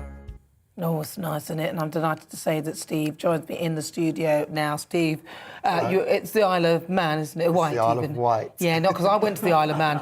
To be honest, it's not my fault. I was just reading what they... Very different Listen, I know, very different place. I've been there. That was a really creepy place. I'm not being funny to anybody who lives there, but I'm not sure what's going on with your money, but you can't spend it anywhere. Steve! I've never been there. But... I have, once. I ain't going back. No, I'm joking. So, Steve, talk to me about you. You've done a lot. You were on BBC Radio 2. You've done loads of things. Yeah, I've had... you know, my youthful looks probably don't give it away, but it's been quite a long journey. And I started, I grew up on the Isle of Wight, and I moved to London when I was 23. I got a record deal with Warner's, joined a band, and we did that kind of thing for a couple of years, and then it kind of fell apart, and then I became a session player, and my first job was with Lionel Richie, which was just mind-blowing. And from that, I just knew that I was never going to be anything else but a musician. And then the journey's just, I've gone from teaching primary school kids to touring with Darren Hayes all over the world. Like one day I was playing at the Royal Albert Hall, the next day I was playing in Shaftesbury Avenue in a little pub. It's such a winding, twisting journey. I wouldn't even know where to start to try and break it all down and unpack it, but yeah, here I am still. Well, Trembling Heart, very briefly, tell us what it's about, because we've got a quick quiz to wrap. Okay, well, Trembling Heart, I actually released it 5 years ago, but I believe that songs don't actually die. For people like me, the songs are as relevant today as they were when we did the first promo round 5 years ago. And so I wanted to play it today because it's Valentine's Day on Monday, and it's nice to play a song that I can now imagine people listening to it, people who like it. Well, we're looking forward to it, Steve. You'll be playing your single Trembling Heart for us at the end of the show, so don't go anywhere. I won't. Right, so now it's time for our quick fire quiz, the part of the show where we judge the panel on some of this week's other stories. And I've got comedian Leo Kirsten, co-founder of Conservatives Against Racism, Albie Amankona, who are both going to buzz in with their answers. OK, so Albie, can you buzz your buzzer? Let's hear it. Lovely. And Leo... Right. This is your first question then. It's a best out of three today. Question number one. What have Marks and Spencer's launched for Valentine's Day? Is it A, flowers made of Lego, B, same-sex Colin and Colin the caterpillar cakes, or C, heart-shaped muffins? Albie? It must be B. What must be B? What, the Colin the caterpillar same-sex cakes? You're absolutely correct. I mean, I just thought Colin was a caterpillar. I don't really care what he is. He tastes good, he looks good, he's got a little face, that's it. Yeah, but if I had a partner, I'd buy them a Colin and Colin caterpillar. So there's two... Nice. But number one, I don't think caterpillars have a gender. Yeah. And also, I ate one of these cakes, and it wasn't like there was two of them. It was just one. So they weren't engaged in any sort of... I know. Same-sex. Well, listen, you didn't get the point. It's just so be quiet. It's another field research, though. It's just interesting agenda for Marks and Spencer's, but because they've introduced that. But it's interesting. I mean, I don't really think people care. They just eat the caterpillar cake. But so what? Right. Question two. Sticking with the theme of romance, true or false? Hosting someone at your house has been voted the most unacceptable thing to do for a first date. True or false? Oh, I don't know. I think that was... Who was it? Was it Leo? I think it was me. It was Albie. I'm sorry, it was Albie. True. Yeah, it would have to be true, isn't it? I mean, So no, it's it's false, sorry. Was it false? No, sorry. A YouGov poll found the most unacceptable thing to do for the first Can I have a date go now? was what? Is it false? Yeah, OK, but what's the most unacceptable thing? The most... Weatherspoons? No, introducing somebody to your family. Right, finally, question three. Closest guess wins. A couple got on the wrong plane and ended up in the wrong country. How many miles away from their destination were they sent to the nearest 100? Leo? I would say 800. 800. And what about you? 1,500. 1,500. OK, so 800, 1,500. Well, could you imagine... It's Leo! Leo, you're the nearest, finally. Actually, it's 750 miles. A couple who planned to go to Copenhagen in Denmark before Christmas found themselves landing near Paris, and they say they went to the departure gate. Ryanair staff checked their boarding passes, and they were directed to the flight. I am shocked that Ryanair had that lapse in judgment. Really? My impression of Ryanair was always that just a well-oiled machine running incredibly, Certainly a cheat machine. Yeah. Well, yes, unfortunately, yes. So they went to the wrong place. But how could you do that on a plane? Have you ever done that? Got on somewhere and ended up somewhere else? I've forgotten my passport twice, but I've never gone to the wrong place. So you didn't go anywhere that time. What about you, Albie? No, I haven't. But it must be someone else's fault when they send you to the wrong place if it's on your boarding pass. Yeah. There's been a grave mistake. Could you not read the boarding instructions when you got on there and followed the instructions to get on the right plane? I mean, it seems a bit stupid. Sorry about this couple. Well, anyway, so we're very excited because now, before we say goodbye, it's time to return to our great British talent. Steve Young is here performing his single Trembling Heart. Steve, take it away.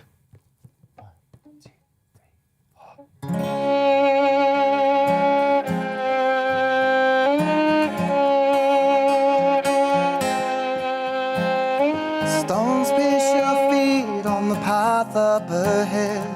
Soft grass will soothe you and brush your cold legs.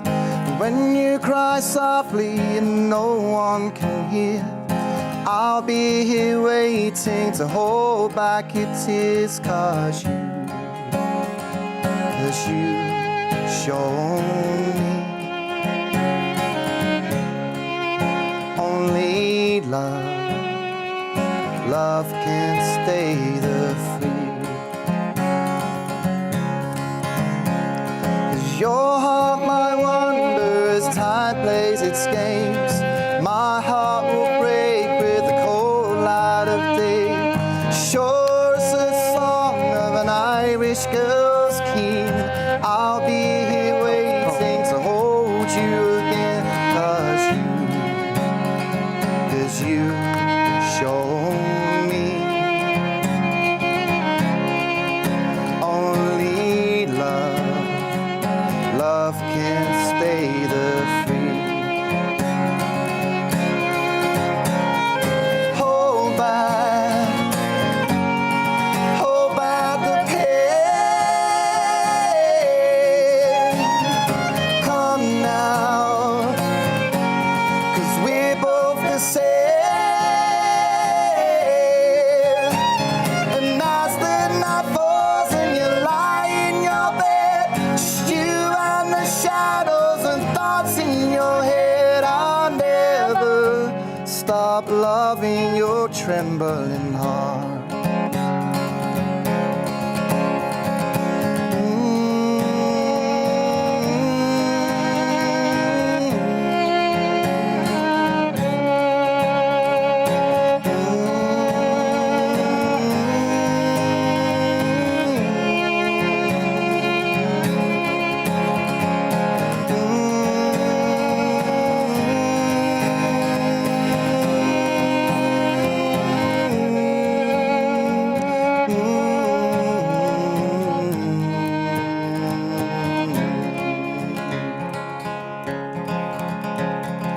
Whispering softly, hold back the dark. I'll rest on your pillow, I'll rescue your heart, yes I will. 'Cause you show me only love can stay the free. Hold back the pain. Come now, 'cause we're both the same. And as the night falls and you lie in your bed, just you and the shadows and thoughts in your head, I'll never stop loving your trembling heart. I'll never stop loving your trembling heart.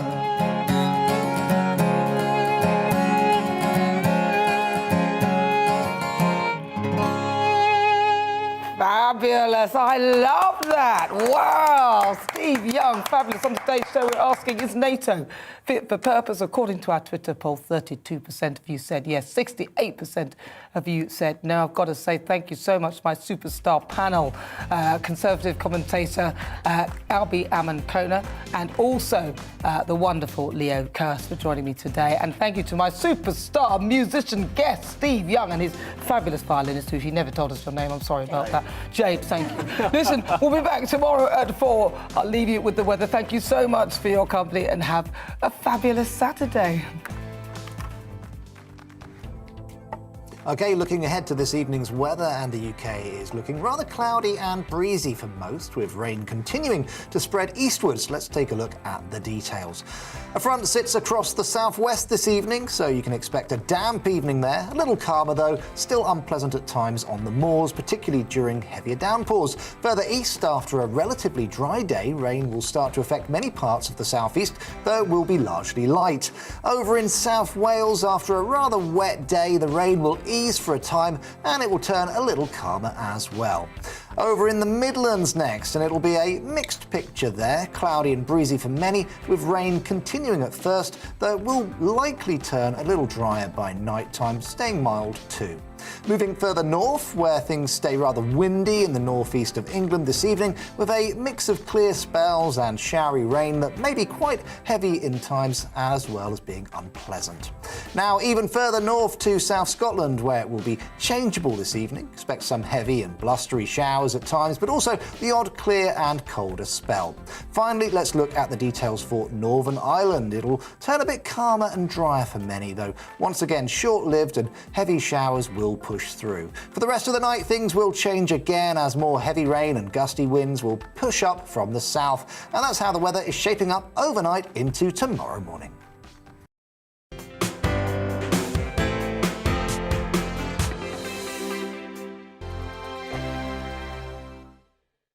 GB News is the UK's home of discussion and debate from all perspectives. To stay up to date on the latest stories, Make sure that you subscribe to the GB News channel. Right here on YouTube. You can watch us live 24/7 across the whole world. You can also check out exclusive content and catch up on previous episodes of your favourite shows. Every day, we ask the questions that you'd ask, so why not add your voice to the conversation in the comments section? Don't forget to subscribe. We are GB News, Britain's news channel. Every night at 11 on GB News, we bring you the next day's stories the day before.